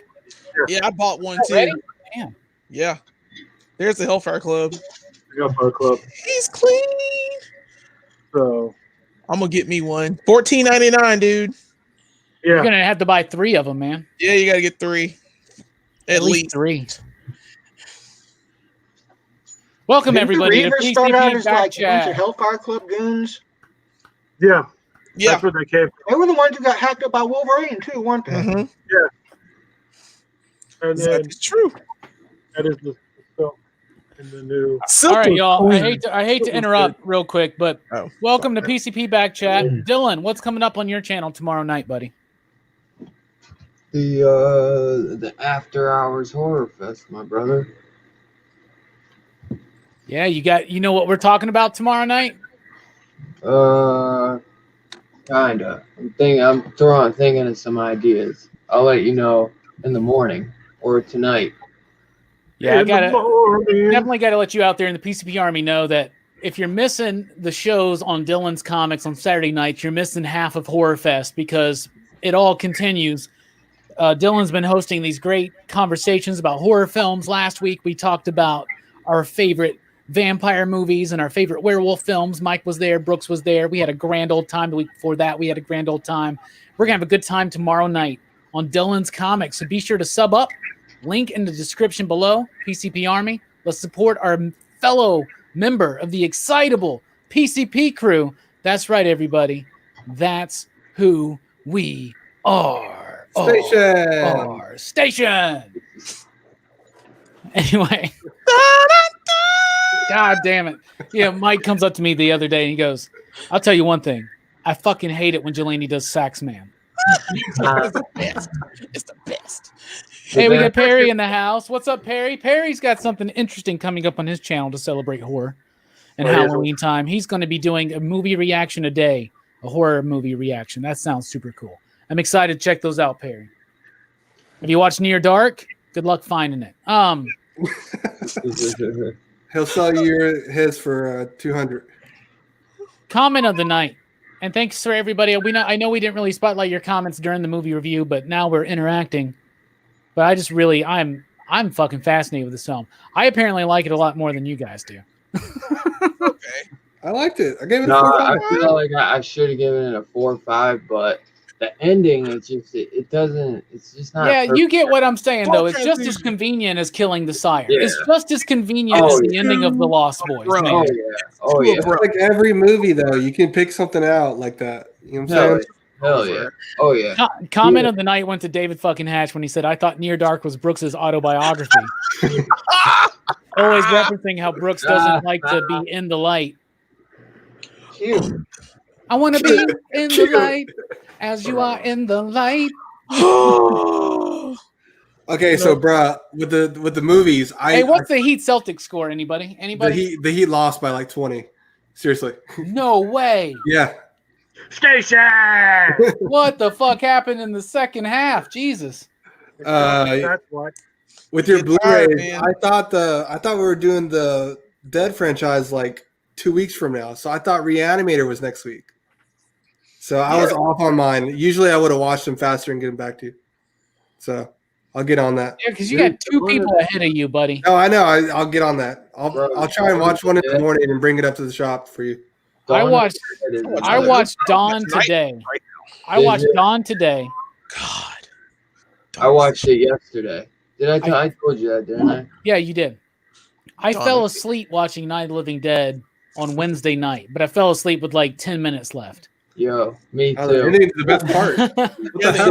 I watched it too late, buddy. I watched it too late. Wednesday It's night. hard to fit all these movies in when you're trying to produce content and work a full-time job and spend some time watching basketball with your cats and experimenting with stews and dips. Oh my god, you good, man? The dips. Slow down, man. Man, we're gonna teach you how to make bread next. I'm not gonna learn how to make bread. I can just I'd buy it. rather talk about What the about Savini like banana bread and peach bread and stuff like that? Oh, I'll learn how to make banana bread. I'd love to how to make. Yeah, you're Yeah. right. I should learn how to make bread. Bro, I make a mean banana bread. Are you for real? Bite me. I make it better. This is a weird stretch. I don't know how we got here. Yeah. We gotta have a banana bread bake off. It's coming. Yeah, over on Dylan's channel, we talk about drugs, and here on I'll tell you- PCP, I'll tell we you talk what. about bread. Yeah. I'll tell you what. That sounds like it should be the opposite. Positive. Sounds like Dylan on his channel should talk about banana bread, and PCP would be the ones talking about drugs. Anyway, here's something dietary related. I'm back onto the idea of this damn potato diet because, Oh my okay, you guys have heard about the Yes. potato thing that Kevin Smith did and Penn Jillette did, right? Yeah. So they like ate nothing but potatoes for like 2 weeks. It's all starch. Plain. Literally nothing but potatoes, plain ass baked potatoes. Breakfast, no salt, lunch, and no dinner? butter. Yeah, they could eat as much as they wanted, but it could only be potatoes. It's part of this diet called Just Sides that this guy developed to help people into veganism. But like you start with potatoes for 2 weeks, and then you add corn, then you add like broccoli, then you add this, and you add this. It came into my head today because as I was getting this show set up, I was finding Dylan's link to put in the description. By the way, link to Dylan's comics in the description so you can sub up. We're trying to get them to 1,000, 1K on Halloween Day. So we're almost at 700, I think. So please, Dylan is our homie, and just do it. Come on. And vote for me in Thunderdome. Dylan, why aren't you voting for me in Thunderdome? Go vote for me in Thunderdome. I did. Bueller deleted it. Bueller deleted it. Dude, I was on Wait, how do I get it? I thought you just comment on that door was going to be open. on IG. You comment on the video. I commented on his video on IG. I don't know if that works. Oh. I don't know. Good on you. I didn't realize we had a You don't make a better banana bread than me. Anyway, I was on Dylan's channel today, and I saw the New Year's Eve stream that we did. And so I clicked on it because I was like, oh, let me relive this moment. I spent New Year's Eve of leading into 2020, this wonderful year that we're having with Dylan and many other comic book YouTube content creators. And I was talking, me and Professor Bill, right? Is that his name? Comic Book University? We were talking about the damn potato thing, and he's talking about how he did it. And so I rewatched that Kevin Smith thing on Joe Rogan where he talked about him doing it after his heart attack. And they all seem to have lost like 15 to 18 pounds during the 2 weeks. And I keep thinking, I was like, I haven't done a willpower test in a while. In fact, I've let my willpower go way lax. And so I was like, man, maybe I should do this potato thing. So I'm thinking about it, man. It's cheap, man. I mean, it's cheap. Super cheap to buy potatoes. I got those potatoes over here if you want. The thing is this, is that eating nothing but potatoes with no salt, no butter for 2 weeks, it trains your brain to understand what eating actually is. And it's no longer, by the end of it, it's apparently not a pleasurable experience. Of course not. To eat these. Most people say they don't even eat anything for the last 2 days. That's nuts. Because they're so tired of filling, it. But it's like starch and sugar and just but that's not the there's a whole lot. First of all, it's like a diuretic, so like you'll flush a lot of water out of your system, so you lose a lot of water weight. You'll be pissing all the time. And yeah, I know that it's carbs. Carbs are the new fat. You remember how fat was treated, Jelani and Mike, especially. I know us of our age, we can think about this, but in the 90s, it was like fat was the devil and everything was fat free. Meanwhile, it's all filled with sugar. It's all filled with carb. Like sugar is terrible, right? I get it, but like fiber is also in potatoes, right? So it kind of, anyway, it is something that's. I'm just. It's a willpower thing. It's not like I'm trying to be like I think I can live off only potatoes. I'm trying to see like, can I eat nothing but potatoes for 2 weeks? Doesn't that seem like a hard thing to do? Oh, Okay, well, you've done a lot of challenges. When do you want to start this? What? When do you want to start this? Because I'll do it with you. After Halloween. Because I can't. Here's the thing. I can't. I don't want to do a Horrorfest show without drinking a couple beers, man. That means no beer or nothing except for potatoes and water. In November. Yeah, I'm thinking about doing it right after Halloween for 2 weeks. Potatoes and water. You don't want to ruin October like that. Yeah, I don't want to ruin October. Caramel apples. Come on, man. You know, the chili. Come on. Soda pop. So much already. We don't want to ruin October. It's our best. I'm thinking about starting November 1st. I really am. I'm thinking about doing it. Go for it. Well, I was thinking about doing it, but I thought about doing it during like starting next week. You can't eat French fries, Two Gun. They can only be like baked or boiled. They can't be fried. Maybe an air fryer. Horrible, man. I bet an air fryer would work. Awful. You're not adding anything to it. Air frying would probably work. So you could probably do French fries that way. But they say just boiled and baked. Well, it's boiled in oil, so. Yeah. No oil. Yeah. Just bake it. Well, no oil, no salt, no butter, nothing. Just potatoes and water. Yeah, we're good. Just raw dogging it. Pass on me. That's a pass for me. Oh, that just sounds bland and terrible. For Kevin Smith. I'll do it. I need to lose the weight anyway, so I'll do it. You lose like 15 pounds in 2 weeks probably if you can do it. And it's more importantly, it's a test of willpower. I did the military diet. Anybody ever heard of that or did that? Mm-mm. Like that was a test of willpower. The military diet is stupid as hell. Did you do that, Mike? No, I just watched you do it. Oh my God. I don't even remember what it was. I got to look it up. You got to eat an egg. Like that was your lunch for like a raw egg? No, just like a boiled egg. It's a 3-day diet. Oh, I know what you're talking about. He just had he was saying, "Oh, I'll get to eat a boiled egg for lunch," and then he had to eat like 6 ounces of and then I got it right here. Here's the thing. So on the first day, your breakfast is a half a grapefruit, 1 slice of toast, 2 tablespoons of peanut butter, and 1 cup of coffee or tea. Your lunch is a half a cup of tuna, 1 slice of toast, and 1 cup of coffee or tea. And your dinner is 2 slices of any meat. It's supposed to be like 4 or 6 ounces, I think. 1 cup of green beans, a half a banana, 1 small apple, and 1 cup of vanilla ice cream. After the first day, that vanilla ice cream was the most glorious thing I'd ever tasted. Okay. The second day is 1 egg prepared in any way, 1 slice of toast, and half a banana for breakfast. For lunch, you get a cup of cottage cheese or just a slice of cheddar cheese, 1 hard-boiled egg, and 5 saltine crackers. What the hell? That was the most boring lunch I'd ever had. Saltine crackers, cottage cheese, and a hard-boiled egg. For dinner, you have 2 hot dogs, 1 cup of broccoli, a half a cup of carrots, a half a banana, and a half a cup of vanilla ice cream. At the end of day 2, that vanilla cup of ice cream, that half a cup of vanilla ice cream, and that banana were delicious. Breakfast on day 3 is 5 soda crackers, 1 slice of cheddar cheese, and 1 small apple. And then lunch is 1 hard-boiled egg and 1 slice of toast. And dinner is 1 cup of tuna, a half a banana, and 1 cup of vanilla ice cream. And that was the most excruciating dinner I'd ever had in my life. Anyway, it was a 3-day thing. You're supposed to lose like 4 or 5 pounds. I don't care about that. I just did it to see if I could do it. But I did it.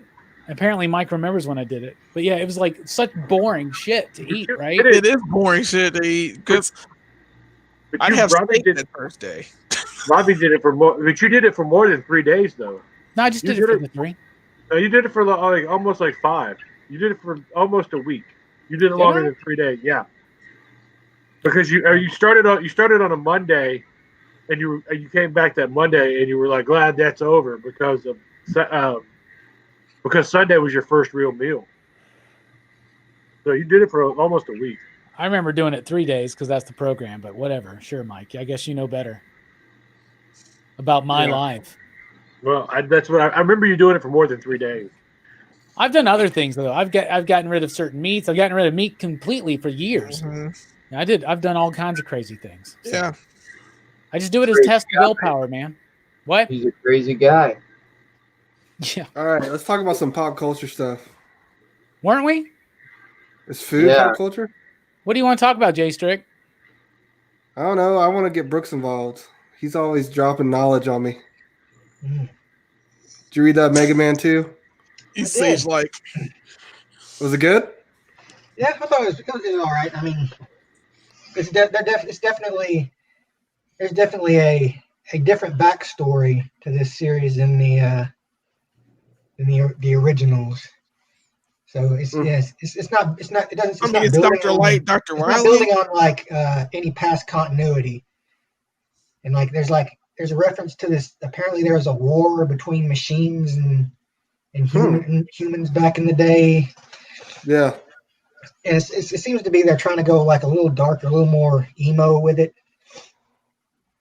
Like especially with Proto Man, like Proto Man and Mega Man like have like a conversation, like a little kind of standoff in it.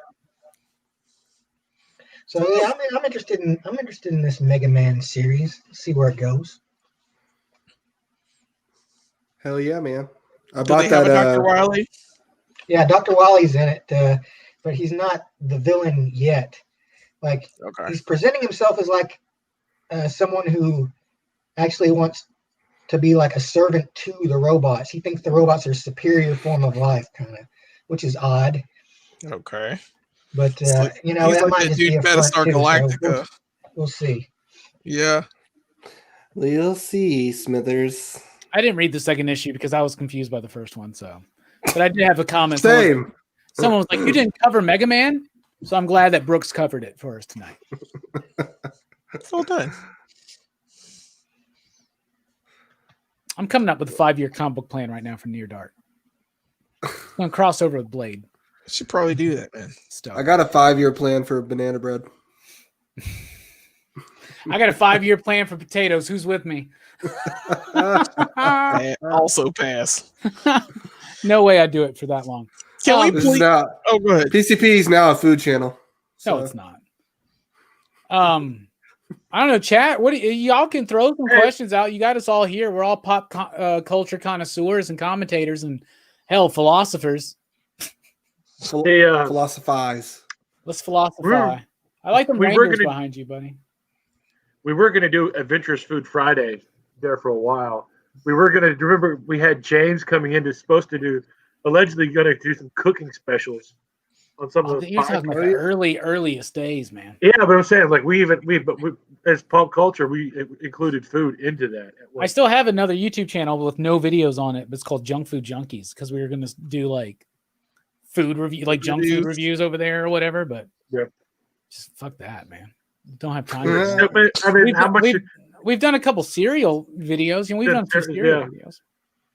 So you did the black bun burger from Burger King, didn't y'all? Yeah, we did that Halloween burger. Yeah, we did that. Man, green shits for like ever. But food is in pop culture, we will cover it. So you remember when they had the mac and cheese fries? Yeah. What? I don't think I had Burger those. King. Yeah. They were mac and cheese tots. Oh yeah, I remember those. I thought you meant like French fries with macaroni and cheese poured on. I did have those. There was the first part of me was like, that sounds disgusting. Then the second part of me was like, You're like, delicious. I'm in. It's like poutine. Nothing but French fries and macaroni and cheese for 5 years. Who's down? On it. 2 weeks. Let's start with two. Cheeto fries. That's what it was. Perry, you got it. Cheeto fries. Oh yeah, those are good. Cheeto fries. I remember those. Travis Scott burger. The Travis Scott burger. Yeah. I feel like we got to try that burger. Yeah. I see memes for that every single time I open my phone. I had it today. Was it good? It's a quarter pounder with cheese. How was it? Yeah, it's a quarter pound of cheese with bacon and lettuce. That's all it is.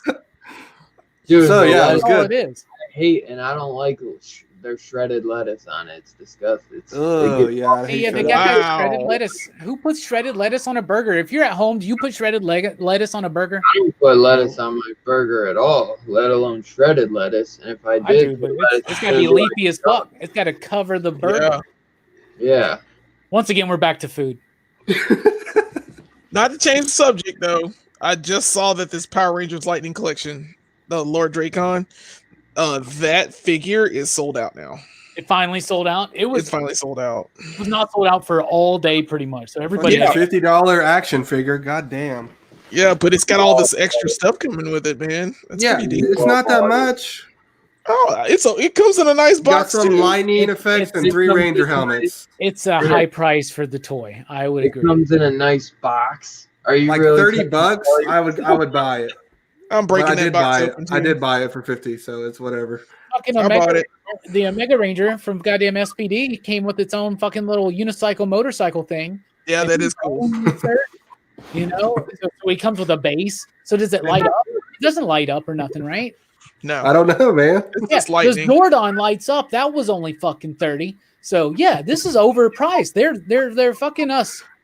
Well, They're it's a fucking con us exclusive. They're Well, fucking they're- us Power Ranger fans with this toy, No, but we're No, like they're not. green. No, they're not. Fuck me. No, they're not. No, they're not. No, they're not. No, they're not. No, they're not. Please fuck me. Dude, no, it's really starting to piss me off because the next wave, right, is fucking Green Ranger, White Ranger reprints, but there's different heads. So I got to buy it. I need the different heads. I don't They know. haven't What's the announced the Power Rangers yet. What's the different head? It's Tommy with a green like Rambo band around his head, and then the same with the White Yeah. Ranger. Yeah, he's got You like gotta he's get got like a. No. You gotta get them. Sorry, they gotta get You got. gotta get it. Like you gotta Yeah, get it, dude. Yeah, I'll get the green one. And they're doing the. So Does he got wave the set- mullet? Does he got the mullet? Yes, he's got the mullet. And the other one's just ponytail, but with the No, You they're gotta get both it. mullets. oh, he didn't have the mullet as the White Yeah, the Ranger. Power That's out Ranger of was the White con. No, Ranger. that's He needs not. the ponytail and the That's White not Ranger. canon. He didn't have the It's mullet not when he was the White canon. Ranger. He had the ponytail. So I'll the get the ponytail. Green Ranger. I'll get the Green Ranger. And then If it's he like has the white I'm not gonna get the white one. it's another putty. Ponytail and the White Yeah, I I'm get gonna the get putty. that putty because it's the Z putty. I told It's you a about Z. that. It's a Z putty. Yeah. I kind of want 2 of them. When was that announced? Today? It wasn't. It was leaked. They It's on popped Instagram. up on eBay or something. They Yeah. popped up on eBay. They Well, haven't what's the shown name? the Goldar. The Goldar hasn't popped up though. Well, I mean, that's what tomorrow is. Power Rangers and I'll make G.I. another Joe. Goldar. Yeah. But I'm saying It's a wingless Goldar. the Power Oh, Rangers. I but need it. Power I Rangers. think I might pass on the wingless Goldar. Yeah, it's wingless. I already have a Goldar with wings. Why would With I want a wings. wingless one? for It's battle dumb. action posing. For a different. He probably has a different sword. Because like even the That's Green dumb. Ranger, It's slightly the Green different. Ranger but one. you can already see reviews of it on YouTube, but it's slightly different. But honestly, like I hated it when Goldar didn't have those wings, and he just Right. didn't have them for no reason. It Like just all of a took off sudden, him. now if you watch the Sentai, they explain why he loses his wings. But I love when Zed comes back and he gives him the wings back. That was the first time I noticed. Is like this fucker did have wings in like the Mhm. first like 2 He episodes. did, Like what He the hell? did. He looks way back. and more he was than like, "You're sniveling." the wings are Goldar. fucking flimsy though on that figure, man. They really are. They're a little They are. They flimsy fall out. figure, but they're fine. All right, but real quick though, on that Draken from Hasbro Pulse. Tracking. So Draken, my bad. I don't know. I don't read it. But wait for the- Dracon. Dracon, the dragon. The Dracaris. it's not. It's sold out. You can't get it. The 3-pack of the 3-pack of the Star Wars Troopers, the Boz and Echo, Yeah, they're gone. they're gone. They sold out. They're not redoing it. Draken is the same way. They sold out. They're not redoing it. And the Bruh. Transformers Pit that sold out. They're not redoing. Everything else is up for The Quintessence. the Quintet. Yeah, that's done. Son ass for So it's sold out. I knew they were gonna sell out of the Transformers But that- stuff. But that, I knew that stuff was gonna sell out. But that the green lightning behind him is huge. So you're going to have a good bit of that. So Yeah, I'm gonna use that for Storm when I get my Storm figure. Oh, yeah? I showed you the guys. Are you getting a classic Storm? Yeah, it's big. Giant size X-Men one? Oh, Hell that's yeah. that's a nice one. I wish I could get that one. Did y'all That's see the Target exclusive, I think. the Christmas fucking troopers or whatever Star Wars is doing. Yeah, I saw Yeah. those. That's lame. Those are cool as shit, dude. I don't like Oh, that. think those are oh, cool oh, shit. we Yeah, the green and red. They look like Boba Fett. Hey, Strickland, I'm glad you already have these figures, and Blaney, if you do too. Awesome. Brooks, I don't know if you do or not, but we just fucked again by Target. Of course. Yeah. The Gambit and Gambit the and Rogue Rogue. and the classic X-Men cards are Target exclusives. Fuck you, Target. Fuck you, so- Target. I'm gonna buy it. In 2020, just give me a fucking win. So, I've had a few wins this year. but I just don't want them to be Target exclusives because they won't come out on time. It's okay. They'll be more available later. Mike's got a We'll be able guy. to get 'em. Yes, Remember, sure. remember we were all crying on this exact show on the PCP back then. We Sandstorm. were all crying about the goddamn Thundercracker and Skywarp. yeah, but And In now the we've got Sandstorm. it. Now we've But got it. the problem is this is G.I. Joe. G.I. Joe. Don't you have G.I. them now? Joe. Fuck Target. G.I. Joe. Fuck Target. Fuck Target. G.I. you know what Joe. I'm saying? Like the whole Fuck you, this is- Target. I hope you hear this, Target. Fuck you. Yeah, All like, right, let Mike the talk. entity of Target is watching right now. I Fuck wish you, they were Target. okay. So the problem that Target everything they okay. The problem with Target is bots, the click bots. So like everybody was up at 7:00 in the morning, ready to buy these to pre-order. They were gone in 12 seconds. Like everything was bought out in 12 seconds. You could only buy 2 at a time. And Hasbro Pulse was smart enough and put in a captcha to prevent botting from happening. Yep, on that's these. what Pulse did. Because it says 1 per customer, especially 1 per order. It's not, so you can make multiple purchases of 1 and it's still legal. So what people will do is Weird stretch. they'll It just is Pulse, but Pulse was better in ordering, even though it took forever and it crashed. right. But you still got to get your figures. But you You got still to got your buy your figures. stuff. And but- so Target, Target's got no capture, so there's bots. So the whole thing is going to be gone in 12 seconds. Like everybody's going to be up at 7:00 in the morning, and it's going to be gone. So Well, We got back a in my question. day, you could go to KB's question. Toys in the mall and buy the toy off the shelf. We got a Blade, question for from Two Gun Pedro. Pew pew. Blade. What horror comic would you most like to be made into a movie? Two Gun, thank you for the question. Let's answer it. I'm going to throw it first to the person who hasn't talked in the longest amount of time. Blade. Dylan. That's a tough one. That's a tough one. That's why I threw it to There's you so because you many can handle it, my friend. Just pick one. Don't take all the good ones, you bastard. I'm gonna take 3, just to piss Jay Strict off. Don't tell me what to do, Jay Strict. The plot I think would be a good one. I don't know any of these I comics, by the way. think I'm wishing like Ice Cream Man would like get hit by a like HBO or Netflix or something, not this damn Quibi that you can only watch on your cell phone. It, Is that gets still firing off? I don't know. I haven't heard anything about that. I know. I With, thought Quibi was done. with Go ahead. COVID, yeah, I know. Well, they just No, launched that Soderbergh thing or whatever, wireless. Wow. You guys seen that? It's like a movie where it's like a movie and then you watch cell phone footage and it's like 2 different perspectives on this dude who gets like lost or something. I don't fucking know. No, I didn't see that. It's called like wireless. It's like I don't know if Soderbergh directed it, but he at least produced it or something. He's attached to it. Yeah. Is I Quibi heard that it's free? the most dangerous game. And it's supposed to be really good, like as a movie. But what the plot? Something's killing the children. Gideon Falls. Dope. That'd probably be my 3. Jay Strick, you got to pick. Oh, and Red Mother. Red Mother's another one. Stop Wow, picking all the good ones, He's Dylan. taking Nice. all of You them. took them all. God damn it. I was going to say Red Mother. I stole it from you. I just read your mind, bro. Swipe. No, Red Mother would actually be a good horror movie because it would have like such a slow ass burn you could add to it. But I don't know. Coffin Bound's not really a horror comic, but that seems like it'd be a pretty cool movie too. I don't know. It's got horror Horror. elements to it. Well, I don't know, man. What do I know? But no, Red Mother's the great one. Yeah. What about you, Something Brooks? that's killing children would be hard to do because, like, you're just murdering children the whole movie. Yeah, I mentioned that on a weekly Yeah, they comic wouldn't do book. that. I was They like, wouldn't do that. they're gonna have to tone this down actually if they make a TV In show. the wouldn't be able to do that.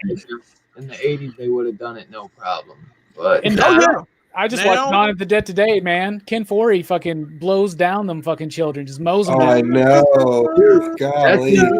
that's another movie hard as fuck to find, bro. Like Not if you own it on Blu-ray, my I friend. found one copy, bro. Like, and I My got favorite horror genre.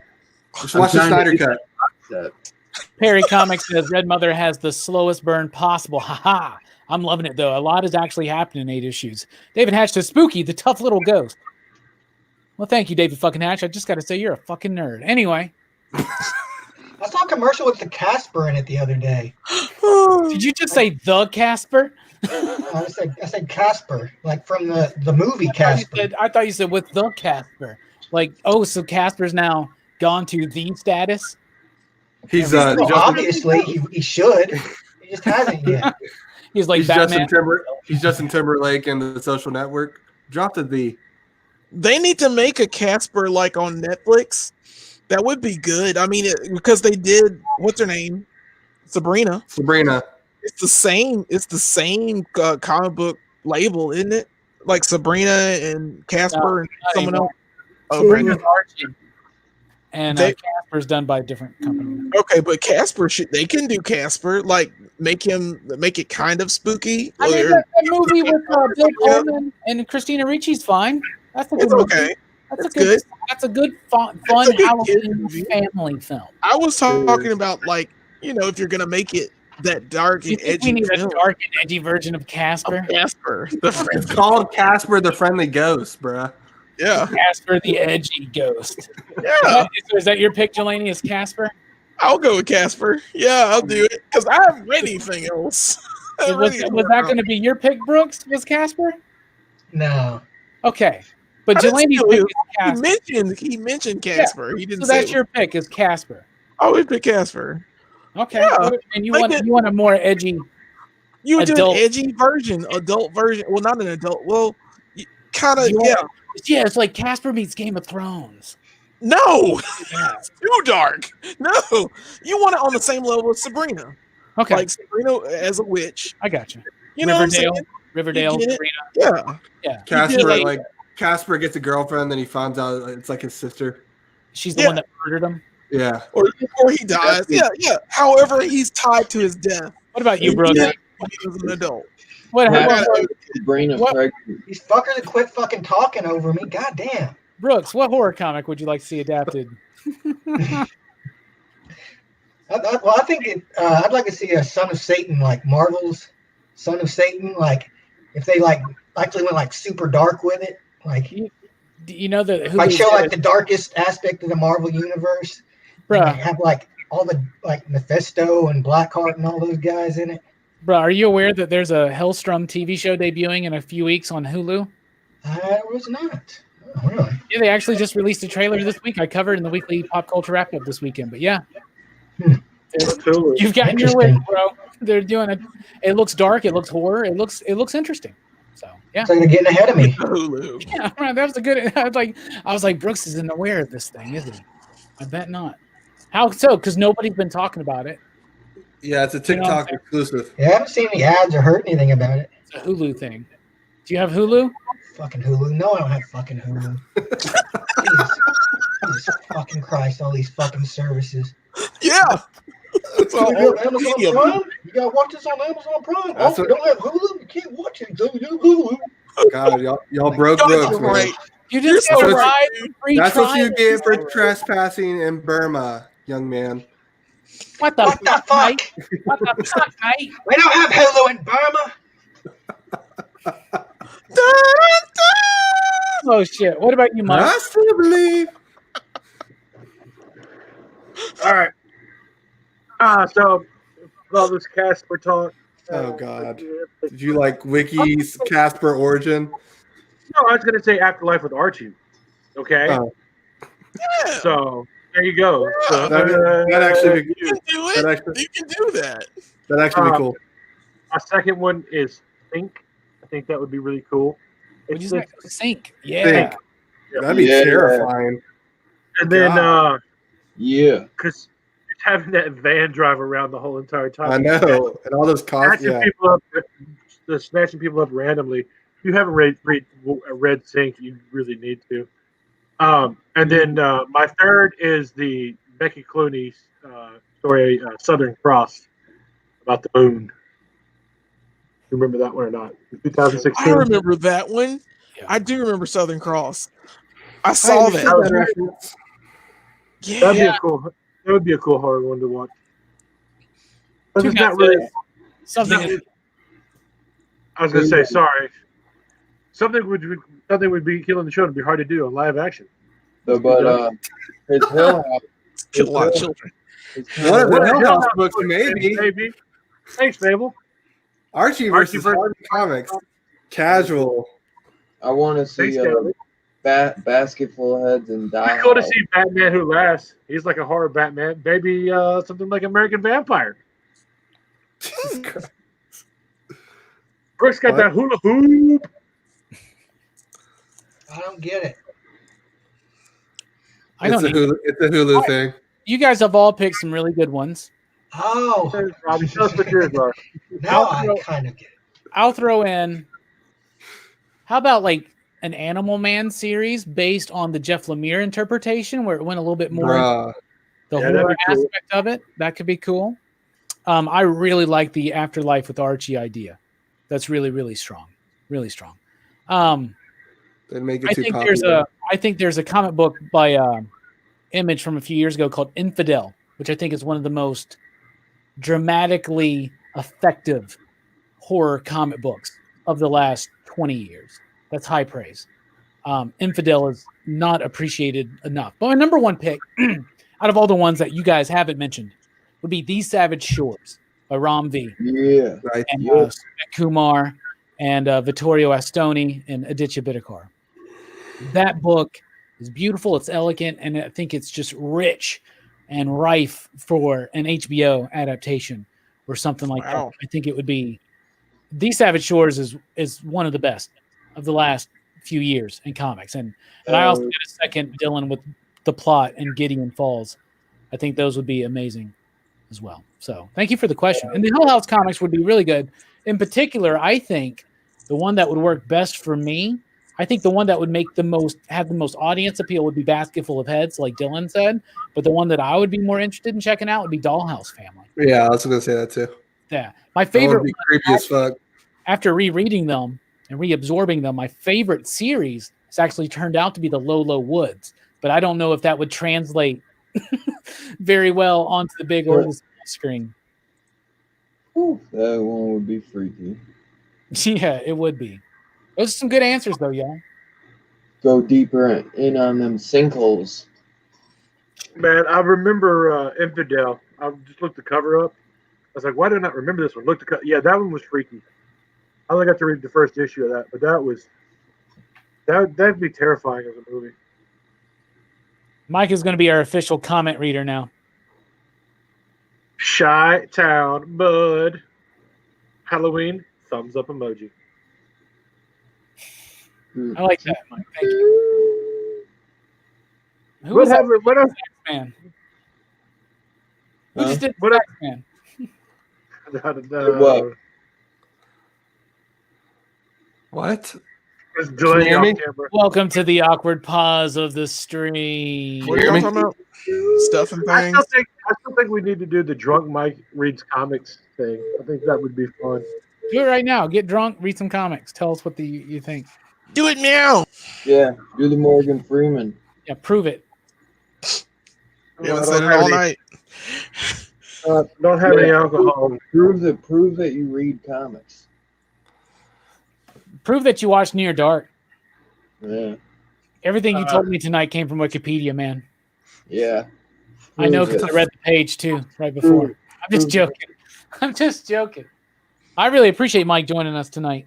Mike is a good friend of ours. Yeah. This is the first thing that I had. If you remember that, the free comic book day for barriers. Dude, watch how you handle that book. It's worth like. Dude, watch out, man! It's like three. like God, 25 it's free. Tear it in half, throw it in the garbage. Oh, dude, do I have a weird stretch for y'all for show and tell? Bob's Burgers. Mike, you got a comment?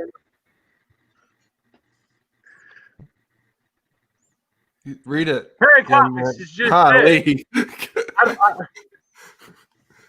just dawn was allotted near dark. Hoping Yeah, Perry's toasted, bro. Yeah. Perry's gonna be like, I don't even remember what Near Dark was. Why is it on my computer? I want an animated Spider-Man life story series, then do FF story version, etc. You actually talked about this the other day, Robbie. You want to go into more detail about it? What, that I wanted the next, if they should do one about Fantastic Four? Yeah. Yeah. I thought it was a great idea. Nice. No, I mean, I think it was Chip Zdarsky needs to write Fantastic Four. Dan Slott is not letting go of it anytime soon. So get Chip Zdarsky on Fantastic Four life story. That'd be cool, right? I'd buy that. I'd read that. I'd buy that for $1. Why wouldn't Marvel cancel for F4? I mean, who's actually buying that book? God damn. God damn, Dylan. Unless you're like a Fantastic Four completionist. I don't see. I am. And that's fine. So it's understandable why you would buy the books, but you're not buying it for the story. Is it? Yeah, like, I am actually, young man, because Tell me what I'm buying my comics for. since I've been like 5 or 6 Take years it to old, Flat I have Island. been invested in the lives of Reed and Sue and Johnny and Ben and Franklin and Valeria and Victor and Christoph and And everybody Herbie. and Herbie. and Yeah, We've just been Fantastic Four nerds for too long. We've been like just. yeah. Brooks is a fellow FF nerd. Brooks, what do you? Here's a good question because wrong with that. Dylan, you're striking on something because I don't think it's the strongest title right now. Brooks, what do you think about Fantastic Four right now? I think it's all right now. I mean, it's kind of like it's not great, but we'll see. I mean, I'm still gonna read it. We'll see. You know what issue we're on? Like 30. Dude. Man, I've read bad Fantastic Four runs before. Yeah. So like, this one's nothing special as far as that goes. I agree. Okay. I've read plenty of shit Fantastic Four stories in my life, so trust me, this is okay. And I'm just glad it's back because it was gone for so long. But I am in big favor of replacing Dan Slott with someone like Chip Zdarsky. Yeah. I Like, I don't think anyone's like done as good on Fantastic Four as Hickman has since his run. That's a tough act to follow. Yeah, and yeah, nobody's like followed it. Fraction, Allred, Robinson, Slott. Nobody has followed that run. That's one of the best Fantastic Four runs. Like it actually, let's be honest, it's better than the Kirby and Lee run, but you always get Kirby and Lee run ahead of it because it inspires that stuff. Do you know what I'm saying? Yeah. So without it being created in that dynamic energy of that time. So if you look at it in context, Kirby and Lee was more explosive and more on the scene and does rank higher. But honestly, looking at it from a critical and technical standpoint, the Hickman run on Fantastic Four and FF subsequently, and then both simultaneously, that seriously is the best Fantastic Four story I think that we will probably ever get in our life. That's why he's on House of X. I'm honest, man. That's why X-Men is so awesome. And I'm a big fan of Burns' run. I'm a big fan of DeFalco and Ryan's run. I'm a big fan, of course, of Lee and Kirby. I like what Thomas did. But that Claremont run, dude. Not the big fan of that Claremont run, but it doesn't grate me as much. Believe as it or not, young man. It doesn't grate me as much as like the Englehart run where it was Thing, She-Thing, Crystal and Johnny. Like that was this was a weird era that I didn't really like. What about J. Michael Straczynski's run? It's okay. It's forgettable, to be honest with you. It didn't Millionaire Thing. Yeah, it didn't really take itself too seriously, but it also took itself way too seriously, and it got wrapped Mark up. Wade's run was pretty good too. Mark Wade runs is great, and so is Walt Simonson's run. So there are a lot of great runs on Fantastic Four, but there's some shit ones. But that's the same with any big property or IP that they're like, is every Superman comic book great? No. Is every Batman comic book great? No. Is every Spider-Man or Hulk or X-Men comic? Hell no. So here's a question. Non-spoiler reaction to X of Swords, 10 of Swords, if you will. Brooks, what do you say? I'm liking it so far. Take it. I can't wait to see. What's going on, man. It's like apocalypse, man. So it all starts with. I'd like to see like all the horsemen like come together, like from every generation, like from the first to the last. Like just have like a huge fucking horseman battle. That would be cool. Yeah, I liked it. I loved it. It was made the pick of the week. It was big. It was explosive. It's ambitious. It's dense. And yeah, you should have been reading Excalibur, Jelani. I'm getting. I got there, but I mean, I'm reading 14. Just I'm going to get 14. Number 12. Number 12? Okay, number 12. The newest issue is 12. I'll get it. But yeah, 10 of Swords came out this week. I loved it. Anybody else read it? I haven't read it yet. I'm getting it Sunday. I got to go in and pick up my books. I feel bad I can't get them on Wednesdays. What'd you think, Jay? Open when I go to work and it closed when I get off. It was solid, man. Apocalypse, man. Just like Brooke said, Apocalypse, man. You want to read this? I haven't read it, but the artwork looks phenomenal. Yeah, it's Pepe Larraz, the guy that did House of X. Yeah. House of 10. House of 10. I can't wait to read it. We're nearing show and tell time, everybody. So if you got any questions out there, if anybody else has a question they want to throw out to the group, throw it out right now. Is your time to do so. So you guys excited to do the Dead movies for next week? Oh, yeah. Oh, I'm all about that life. Kinda. You know, this is my favorite. Zombie movies are my favorite. Have you watched any of them yet, Delaney? No, I mean, not yet. I'm going to start watching Night tonight. And then I'll best get jumping. I'm going to shout. Dude, I do 2 a night. Dude. I can do them all Sunday. I don't care. I love Romero. I'll watch all these films. He's my jam. And I'll rate him. Damn. Romero's a hack, dude. Yeah, whatever. It's not you, hater. But they're gorgeous. You like the black and white or the Savini night better? Black and white, dude. Black and white, white, bro. White. Original Romero. Bro, like what are you on? You good? They're coming to get you, bro. I like the one. First time Is that 1990? I know. I haven't seen the other one. I don't mind the other one, but I don't know. What, Man. Dawn, right? Or what are you on, Day of the Dead or Land? I'm on. I watched Night and Dawn, so whatever comes after that. Day.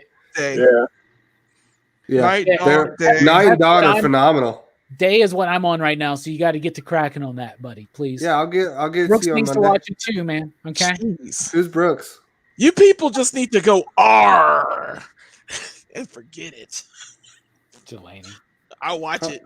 But I'm like, I don't have to go R because I have these movies. I just have my my favorite 2 sons over here to fucking supply their goddamn habit.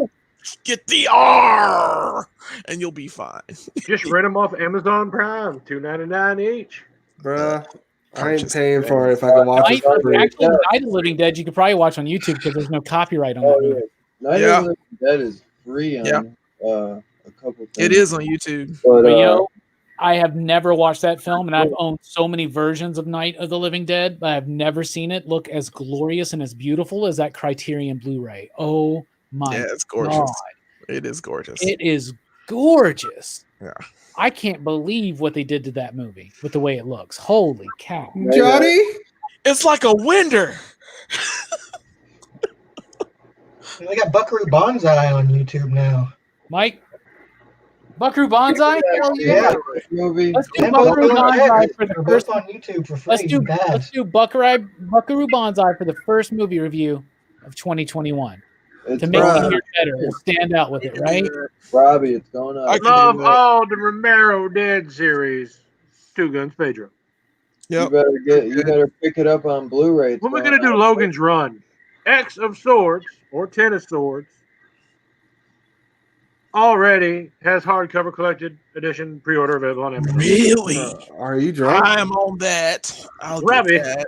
Can I live stream a non-copywritten version of the What the 1922 Probably. Nosferatu? Probably. I think you could. I think you could even do it with Night of the Living Dead, as long as you don't use like one of the remasters or whatever.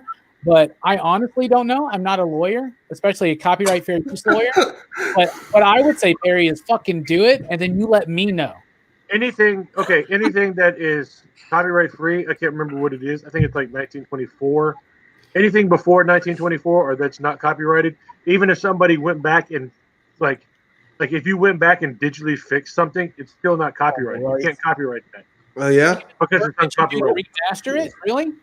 Yeah, if I'm not mistaken, that doesn't count. Laughing my ass off. This is I a like children. Mike's new role. This is a family channel, sir. I said like fuck you can Target watch for like 20 minutes. Nosferatu. For children. You know, that's in the public domain, right? So like, Yes, it it stands did. to reason that you could. Like, Night of the Living Dead was never copyrighted, and we'll talk about this next week, I'm sure. But that's why Yeah, they raped. spoilers. Anybody remember that night of the day of the dawn of the? Yeah. And it was a dubbed No. version of it that was done It super was a silly. version of it. Yeah, I actually watched that before I actually watched Night of the Living Dead. There's a Transformers movie first? from the 80s. I watched You that. got the when I was, like, touch. You've got the power.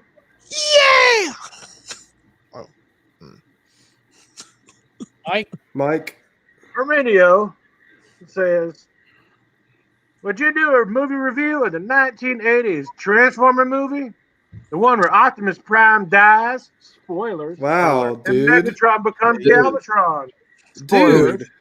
But the This is question spoiler is, four. the real question is, who Piece does of shit. Cyclonus become? Fuck you. Who does Cyclonus become? I was just gonna That's watch my that question. movie tonight, bro. I have no clue. Go back and watch Transformers the movie. Go back and watch the No, you 80s don't Transformers have to. movie and see who does Cyclonus become. Because Yeah. it's either Blitzwing Okay. or Bombshell. This is One a of weird the two. stretch, dude. Tell us. Might as well just I tell thought us. Cyclonus was just dead. No, quick answer, Herminio is Cyclonus is yeah, made. yeah.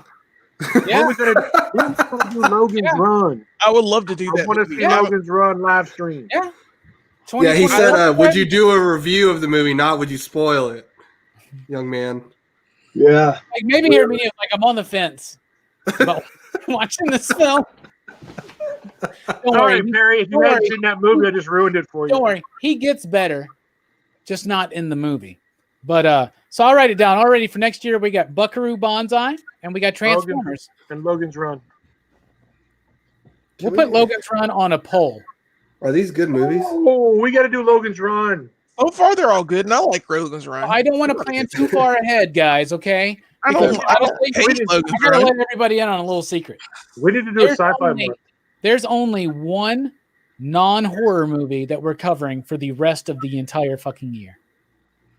Just so you know, even during Christmas time.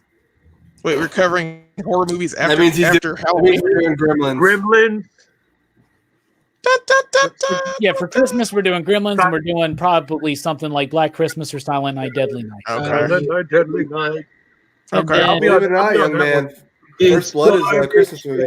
listen, this Garbage is the, Day. those are the only two that we're doing in December, and the only two that we're doing in November are the Friday the 13th night on Friday the 13th November, and then we're doing Roadhouse with Bueller, and that's the only non-horror film coming up. We should do Blood Rage for Thanksgiving. Nah, we're taking that week off, man. We're good.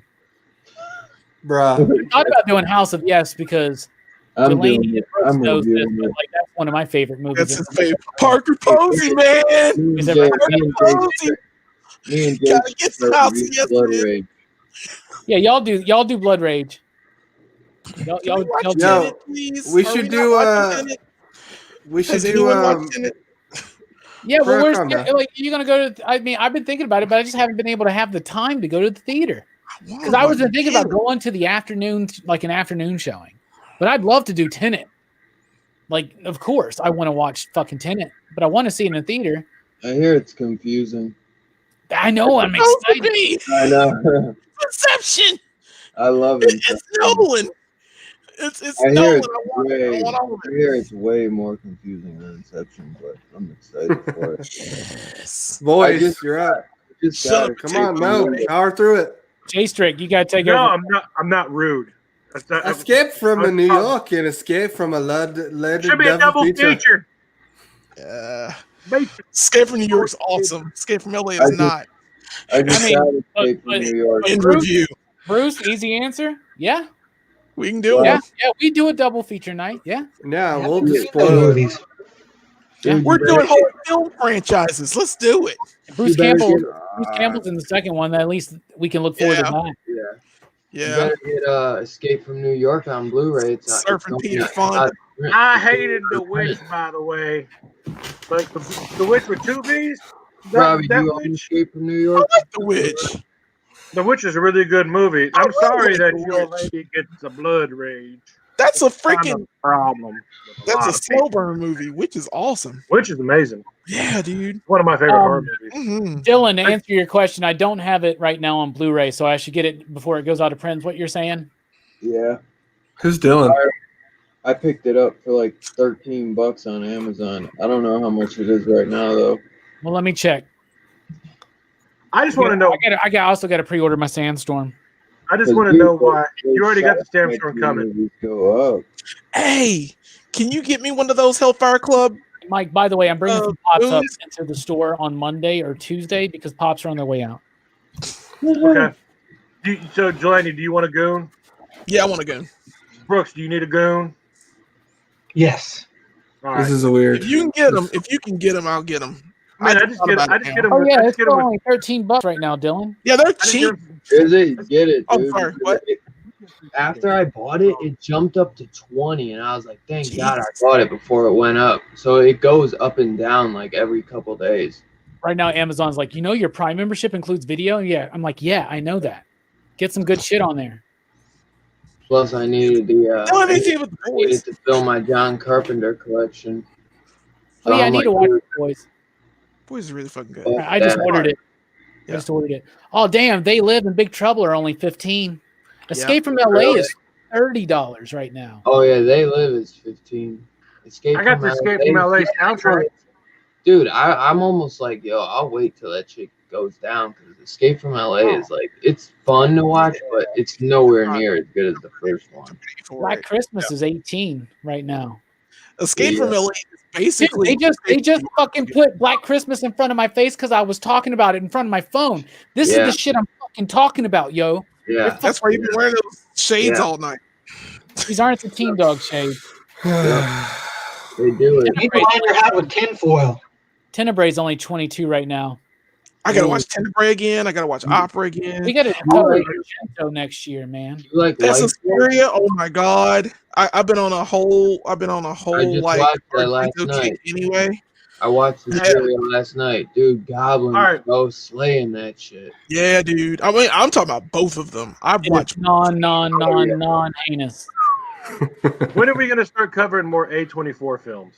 That's what I We want to know. do. We do need to cover those. There are a lot of them. There's a lot of A24. Yeah, like there are that's a lot like of them. like it's like I don't. Yeah, I'm not. Horror's not my favorite, but then like for some odd reason, I love everything that A24. Well, the A24 films are fairly decent.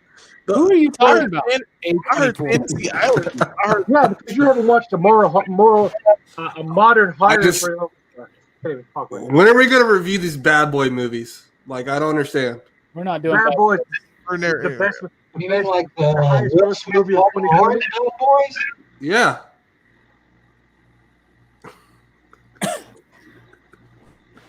Are you Will guys Smith. doing that, man? Easy question, Fable. What's Yeah, wrong? They Live. Hell yeah. They Live's one of our favorites. Let me write it down. Yeah, A24 was The Witch, Ex Machina, Room. I love Green this, Room. Robbie. They A24 did. Green Room. I don't know You about took that, Bruce. Judge Dredd can be. A I think we'll put Judge Dredd on another poll. Ooh, But that'd I'm be not nice. gonna- Judge I'm Dredd not on gonna- there with Logan's Room. Can we but- watch Dread and No. Dread and Judge Dredd? See, the problem is this: if we did both in the same like for the same video, like I mean, we can't celebrate the goofiness of the Stallone film compared to the awesomeness of the urban film, right? The urban one's badass. He doesn't take his helmet off. He doesn't take his helmet off. That's all you need. You get Carl Urban back in that role. Don't take the helmet off. I got to watch it in 3D in the theaters, and it was awesome. Yeah, it was. It was gorgeous. So I know that 3D is a trend, but the reason why that trend keeps coming back is because of people like me. So like, I'm like, hell yeah. In fact, Hammer Time's already been like, hey man, when the Friday the 13th set comes in, which we're just weeks away, Dylan, right? And and he's like, when it comes in, you got to come over and watch it in 3D. And I'm like, hell yeah. Also, John wants to do the 2018 Halloween for a movie night at his place, y'all. So we'll get the date figured out. Usually we do those on Saturday, but that might affect a stream with Dylan. But I don't know. Maybe we can take a week off or two. I don't know. But maybe we can. All right, Robbie. On your channel on Saturday nights. Oh no, you said the one show I might not be able to do Thursday. Oh no, forget it. You're good.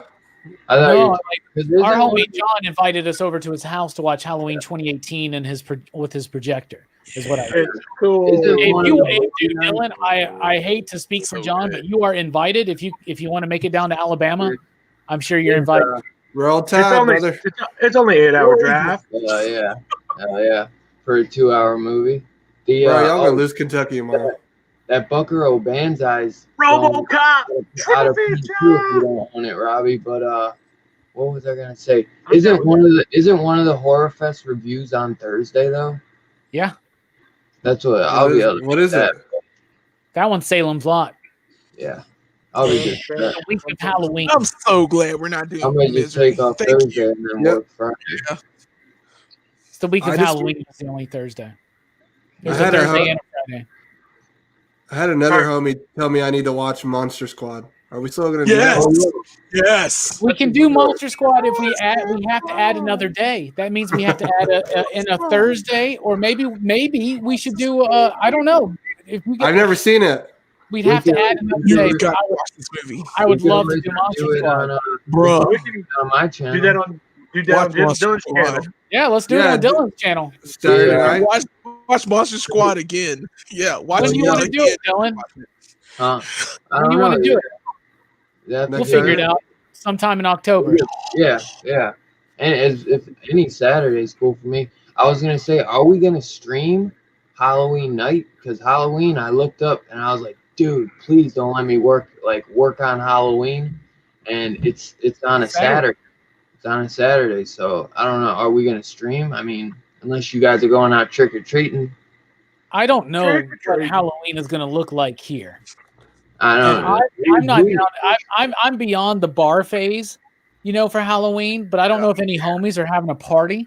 But I also don't know how I feel about that right now. So the land of COVID. I may be spending Halloween in the apartment, but I'll be making chili.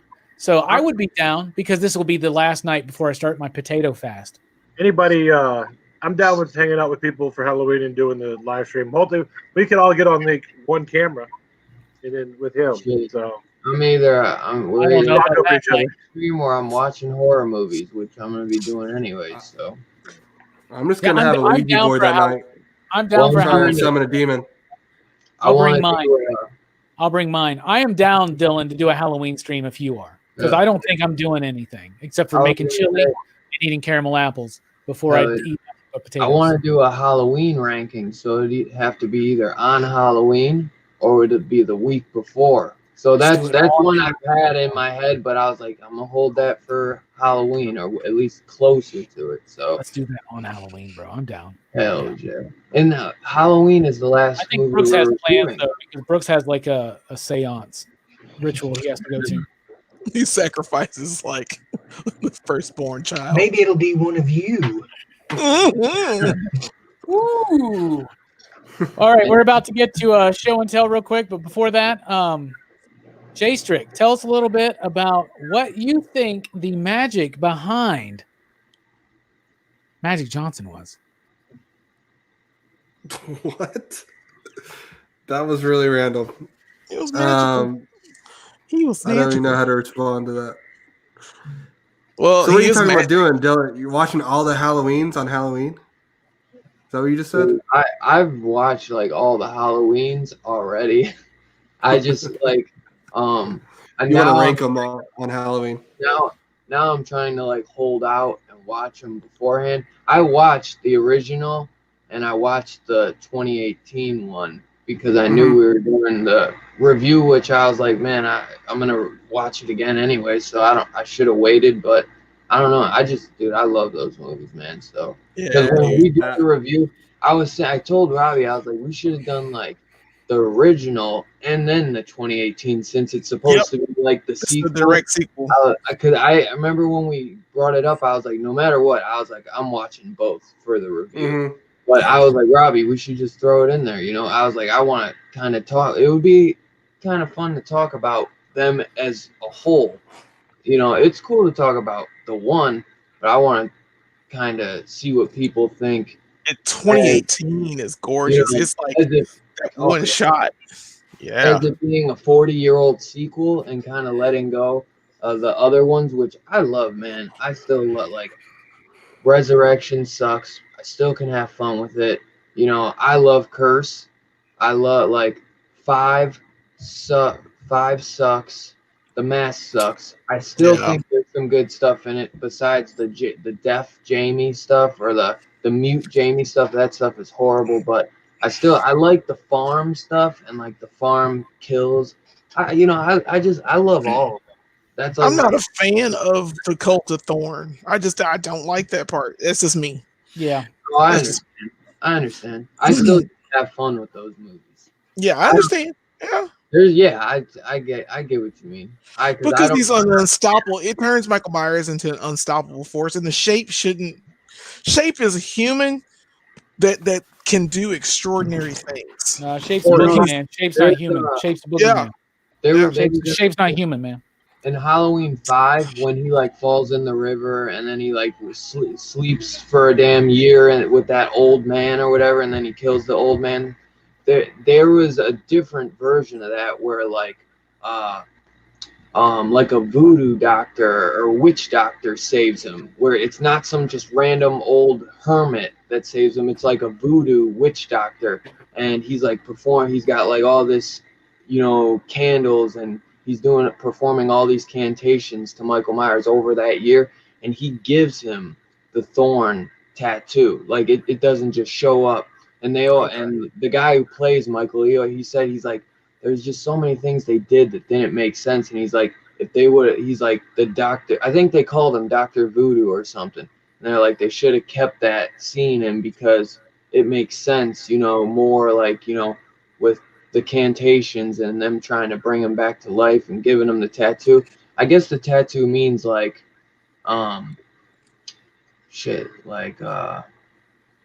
I forgot it. Wasn't it All right, you person Michael Myers enthusiast and apologist.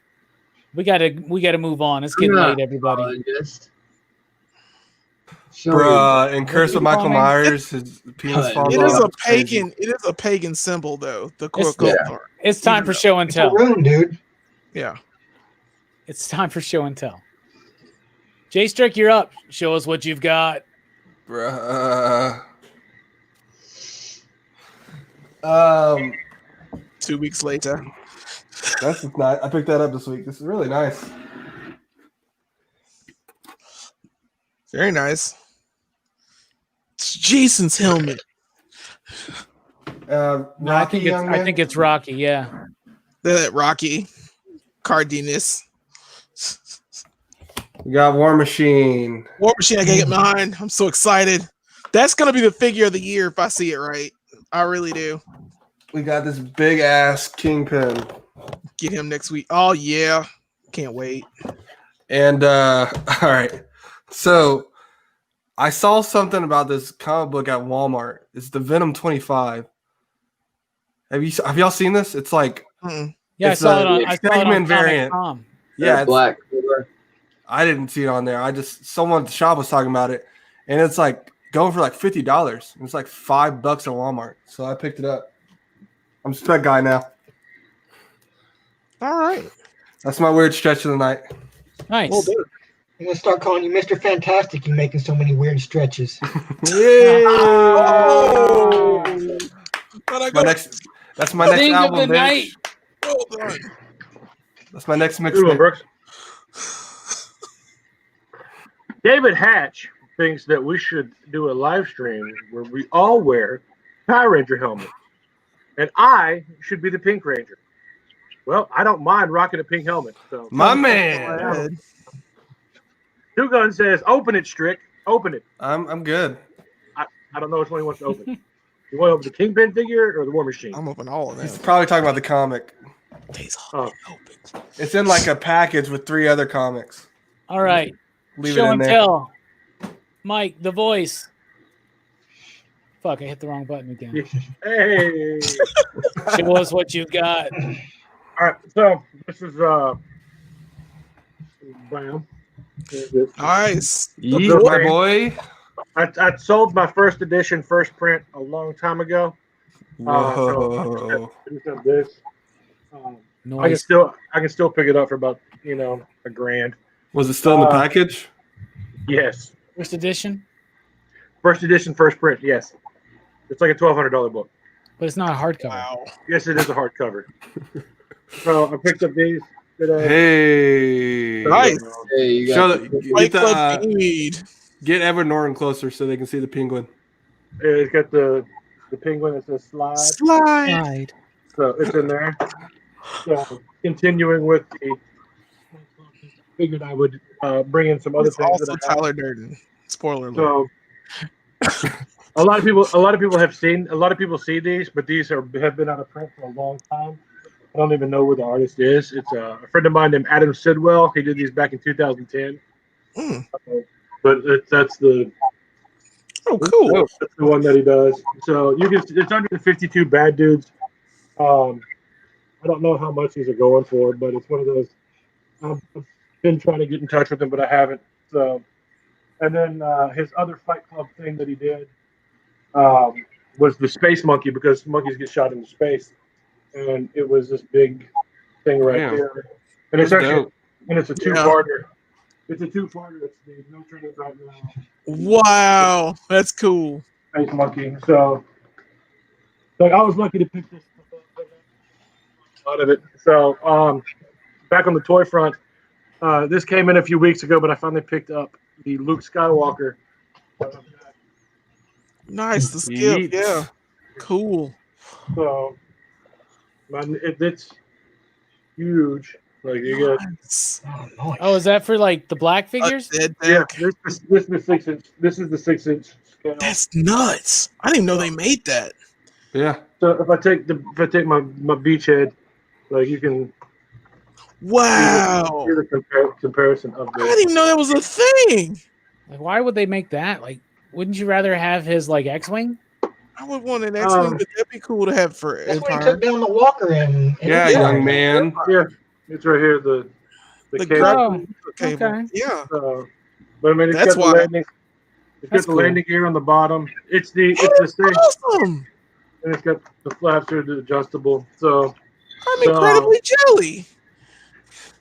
it's cool. Is that Feeling he's gonna buy it now. the about $120? Find it. Um, Oh, never mind. No, I won't. Pass. it comes with Jansen. Not He's Jansen. dead. No, Dak. It's super dead. Dak. That's Dak. Came with Dak. It comes with Dak, and then the Luke came. I bought separate. So That means I gotta Yeah. buy a Luke Skywalker figure now. God dang it. yeah, well, that's why I asked you if you wanted a Luke Skywalker. You're like, no, I'm good. Dang it. No, Well, You I didn't did know buy they. No, I didn't buy the did one buy with the flight suit. I don't yeah, have a that's why. flight suit. That's why they did the Hoth flight suit. Did not Dang the, it. Very nice. Very That's nice show very and tell, cool, Mike. man. Super Very jelly. nice. Very nice. so there it is. The thing's huge. Show and tell. Big Dylan, nice hat. you're up. Show us what you've got. I showed you this before, but I got the Shivers. Cool. First edition? first edition. Oh my gosh, man. That's a collector's item. Yeah, In the package. yeah. Unopened. Wow. I just got it the other day. That's But, impressive. I got this too, and this just out of print. This shit's like $80 or. Oh man, that's a great film. It's so good. It's Stuart Gordon, baby.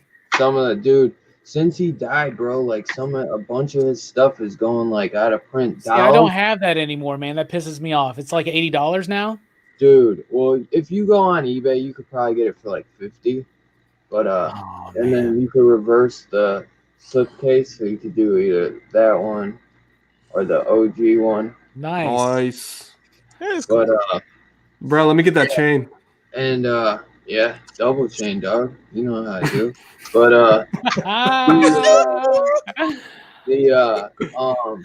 what was it? Dolls, dude. Stuart Gordon's Dolls. Yeah. Like 80 to $100, bro. God it's so annoying. I want it so bad. I love that movie Sleepy Hollow. The Johnny Depp. Nice. That Oh, that's Headless cool. That's the Horseman. McFarlane one? The McFarlane one. Yep. Dude, I got it for like a legit steal when I bought this Pennywise figure. So you fucking stole it? No. He wanted like 15 for it, and then I got it. Like I bought a Pennywise figure for like $15, and then he gave me this for like $5. So for the Pennywise NECA figure, which is like 30, 35, and then this for $20 altogether. Like, dude, very nice. I got both of them for a steal. Prove it. Decapitated heads. I like that a lot, man. I always looked at that figure, never got it. It comes with Christopher Walken's head too, but it just the head looks better because he's headless. And all you need is a horse. Yeah. And he's got his sputters, or what are they called? Yeah, spurs. His spurs. Give one to Caleb, y'all. Yeah. I'll tell you what's coming off your head, off your shoulders, son. But none. Yeah. That's very nice. Very nice, Dylan. Very nice. Oh, I found this too, though. One of my first comic books as a kid. I found this when we were cleaning up the house. Oh, nice. Yeah, I got that. I heard this somewhere. I love this, man. I was gonna buy it too a couple months back. I'm glad I didn't. This was my Batman movie too. It's a great movie. Yeah, I got that. I was there. Fucking Bruce is just doing karate outside, and Alfred like interrupts him. Yeah, I love it, dude. It's such a great movie, though. Mike. Dylan is savage tonight. Also, I forgot to do my Pixies 2 limited. See, that's what happens when you try to late game show and tell. You're not allowed to do that. You're not allowed to do that. Always abusing your power, man. You're just mad because I got this awesome Pixies record, limited reissue with the red vinyl. So, No, that's dope. Bossa Nova. Yeah, and then I got the I can't show the front cover, but I can show the back of the Surfer Rosa, the 3 disc. Like this song, bitches. How did they turn that into 3 discs? It's like a 30-minute album. It's Come On Pilgrim and Surfer Rosa. Oh, dope. It was supposed to go with the Fight Club thing. And They got the tits on the cover. Nice. Yeah, can't show that. Yeah, oh, I can. There we go. I can do that. I can cover it with my finger. Really? And we're immediately demonetized. My finger. Well, who cares? Yeah. All right, nice, Mike. Thank you. I forgot about that. Sorry. Brooke, show and tell. You're up. Show us what you've got. I got this little thing I picked up. It's a little Mystique from me. Cool. Bruh. And it's Rebecca Romaine. I like how Brooks cares about the focus all of a sudden, but not the lighting. I thought, I like the flesh-colored hand, but I think it would have been cool if they'd have added like a hand of her giving the finger. Yeah. Next to. They couldn't do that. They're sons of kids. It's like a toy and for kids or whatever. Yeah, make one for adults with the middle finger. Throw it in the garbage. It's not funny. Mystique is a serious character. What do you fucking know about Mystique, Jason? What do you really fucking know? Nothing. Oh. Called the fuck out. Pan it to me. that a first edition? You know what I think about that comment? Oh shit, that went somewhere. Where'd that go? That's a weird stretch, bro. Yeah, dude. Really weird stretch. Very, very stretchy. Very weird. Okay, like enough of I that should guy. call him Mr. Fucking Fantastic. Make those weird stretches, man. What's up, elongated man? You piece of shit. Okay, another one I picked up recently is Leia Hoff. I still got to get mine. yeah. She looks I finally nice. got my Star Wars OT Trinity now. Oh, I thought that was the goddamn Nurse Ratched from One Flew Over the Cuckoo's Nest, man. Yeah. With a gun. That's Princess Leia, bitch. With a blaster. And my last. Oh, that's a weird stretch. He's got more. Brooks has got more. And last of all, first I gotta ask y'all a question. Have you accepted Jesus Christ into your heart as your Lord and Savior? Jesus Oh Christ. god, where's this going? Boom, son. Wow. Oh my gosh. Is that real? Jesus, Yeah. but it's a manger. It's a real thing that was Is this- made. Is this real? What is that like a? Jesus' adventures. Is that a buddy. manga interpretation of the Gospels? Of the Gospels, yes. Oh That's wow! nuts. Bruh. I bought it. I Yes. found it at Walmart years back, and I was like, "Holy shit!" At Walmart, of course. Fucking rad. Yeah, of course. Fucking Fing- rad. Finger licking good. Jesus in a manger. And at the end, Jesus becomes a Super Saiyan, and he beats Bruh. Satan, Are you fucking serious? to the Heavens tournament, and then he flies off into space. Are you serious? No, I kind of want to read it. Yeah, can I borrow that? I bet it's worth money, honestly. you If he goes wanna- Super Saiyan, that's probably his first I love the appearance tagline. Super It sounds Saiyan. like, has he come to save the world or destroy it? That was the original tagline to Jesus Christ Superstar too. So Oh, really? no. That's a Oh weird wow, stretch. that's a really. I think Brooks just won show and tell. No reason for me and Jelani to go on, but still, Jelani, show and tell, you're up. Show us All what right. you got. Well, mine's short this time. Thank God. That's what she said. Yeah. Sorry. Damn. I left now. Yeah. Oh wow. She did say that. This is my first. I want to show you. I have my spawn now, and I have my spawn, and I got these cool chains from this guy on the internet that sold me chains. Is that a Mortal Kombat one? Yeah, this is the Mortal Kombat, the one I had from the con that I finally opened and gave a gun to. I gave him this sweet gun I found online, and I gave him these sweet chains, and I'm super excited. And I want to show Dylan too that I had one. Yeah, I had one. Hell yeah. And then Who's Dylan? the next one, I don't know. the next thing is I finally had to get this one because they sell like 50 of these. So like I had to pick one I wanted, and I decided on the original Godzilla. Really? Ooh. I got the original Godzilla NECA, and Ooh. it comes with the flames That's cool. and this It's called awesome. Atomic. It's Atomic Breath, man. It's called Atomic Breath. It's called Atomic Breath. Yeah. According to the Marvel Encyclopedia of Godzilla. Mhm.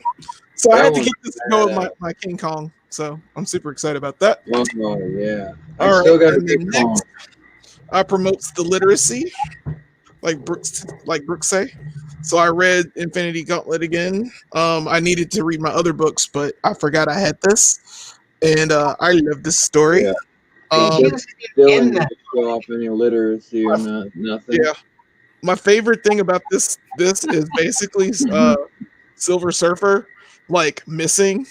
It is the saddest thing ever. I missed it. I'm like, man, you were like so far away and so fast. How did you not see this coming? But yeah, I love this. I love this book. I love how everybody's wiped out.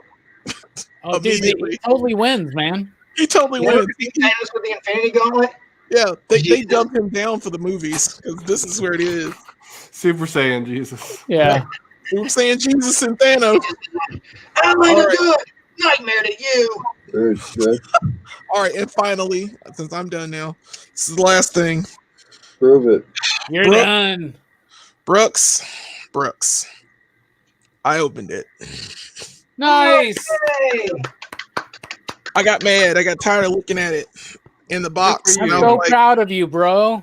yeah. it took me a long time to like get this together, but this is the sweetest freaking thing I've ever seen. I love this Baroness. What is I it? love it's Baroness. What This is is it?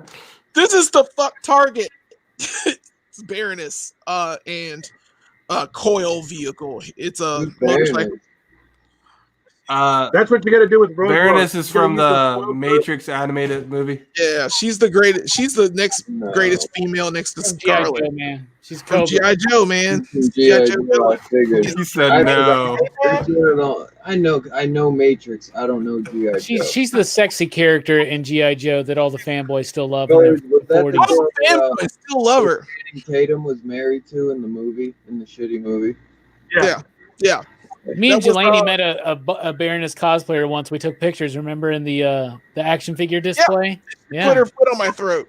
It was great. Yeah. That's the most I know about. I G.I. got my head between her legs. Whoa. Remember in the photo? Remember that? Yeah. Calm down, young man.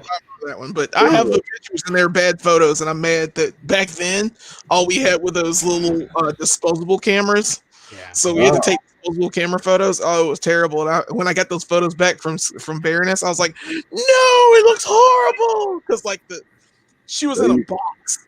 It was like a G.I. Joe versus Cobra box. If you were G.I. Joe, Wow. she was Robbie Baroness, stuck I his think head in a box. and you walk in a Shut toy box. You walk in a toy box. But yeah, the only reason I opened this figure, oh god, I don't understand. What is that? I was just showing you my background. the only reason I opened this figure because I finally found it in the wild. Like, I found it in the wild. well, you found it in the wild, but I got another one that's in the box now. Background. Yeah, No, no, you got off of eBay. You got two. Yeah, I bought the second, but not off That's eBay. background. That the- I bought this one off Facebook. Some guy on Facebook. dude, weird stretch. That's a That's okay. background. Why is everybody doing this? Why is everybody doing this? I'm surprised What is this is Dracula. Freaking weirdos. I'm done. That was Okay, it. The one you first see is from the Invisibles, though. Right there. I was gonna say with Yeah. Oh, really? good Oh, one. really, Mike? There's a picture of me. I was at the drive-thru earlier. That's how long the line was. I bet. Oh, it went black. This is Black. There it Yeah, is. mine did too. There you go. There you go. Nice. Oh, it's a dog. All right, that's enough of that kind of show and tell. Robbie, show and tell. Show us what you got. Oh, you have Brooks out. Ah. Brooks Yeah. was trying to show you his screen. Nice. I had that figure. I broke both. Oh, of that them. is actually awesome, Look how nice I- the card is. Off. bro. You're You gonna gotta open open that. You gotta open No, that. no, I've had this for years. No. You gotta. No. That's an awesome figure. No, I it needs also to be played with. I have the Penguin and the Riddler as well. So His head turns blue. yeah, This when you thing put it got- in the freezer or whatever, Yeah, I remember that. it's nice. Yeah, I wish I had. Does he have like long blonde hair? Or is No, that just his helmet? I can't That's his tell. old head Bruh. and like a. Just his helmet, dude. bro. That's his helmet. Dude, well, Act- when you Act have like you're a comic book fan. when you have it in the plastic, I can't really tell. So maybe See? you should take it out of the box. See? You got Are you gonna tell me that from like a blurry? Act distance? like you've collected an action figure before. Shut up. I thought you were gonna open it and then Mike was gonna secretly tell me I that it love- used to be mine. That's the That's what I was- Predazord. That's the that's what I was Predazord from Nice. Power Rangers Wild Force. Nice, That girl buddy. with long blonde hair would be a weird stretch. See that? And I have other bits for it. Oh yeah, prove it. He's I got gonna. these other two sharks that go along with it that become armed. Bruh. Right. No, you didn't. Dude, those sharks aren't street. And if you notice, one of the arms fell off. But if you notice, it's a crocodile part of it, and that's the tail that becomes its weapon or whatever. But yeah, so there's that. I do want to give a mad shout out and a mad props out to Mike, who's here with us tonight, Yeah. for getting this for me. This was a gift from him, and I'm very, very excited, and thank you so much. Wow. And my most recent gift from Mike. Mike just getting you gifts all over the place. So let's open this baby up. Got a Claude Rains over here. He needs some wind. He opens the pop, but not the NECA. Yeah. That's the one Dylan was talking about last week on his channel. Yeah, that one's so cool. Wait, Yeah, I I think got it.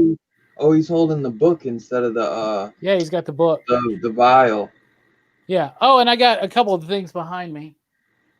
I kind of had a little theme with Near Dark. I had, since it was vampires, I have my Donatello Dracula. Yeet, my boy. Yeah. When y'all were out popping each other for like 30 minutes. I got this Dracula that came in a Burger King Happy Meal. His face and hands glow in the dark. And this came from the 90s, and I've always cherished it. And here's a little Funko Mystery Mini of Nosferatu. Nice. Looks nice. I like that. And since the cast of Aliens was basically in this film, what the hell happened here? I don't know. We all like froze out, man. Internet ghosts. Yep. Oh, dude, Casper. I have that alien Funko too. Yeah. The bigger one, not the mini. I got the big one. I have showed mine. it to you last week, I think. So anyway, that's the show. And this whole show's been a fucking weird stretch. Anyway, final thoughts, Jelani? I don't know.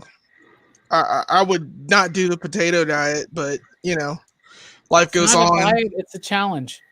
Okay, challenge yourself to starch. You live your life. Challenge. But I'm glad Horrorfest is still going on. I cannot wait to do Romero. You guys have been the greatest. That's it. Jay I'm Strick, excited. final thoughts. To quote the always excitable Keanu Reeves, pain heals, chicks dig scars, glory lasts forever. It's true. Dylan, final thoughts. I hate them when they ain't shaved. I still forget to say that. Brooks, final thoughts. Praise be to Super Saiyan Jesus. Oh, God. What in the world? Mike, final thoughts. Brooks, you owe me 103.58. What?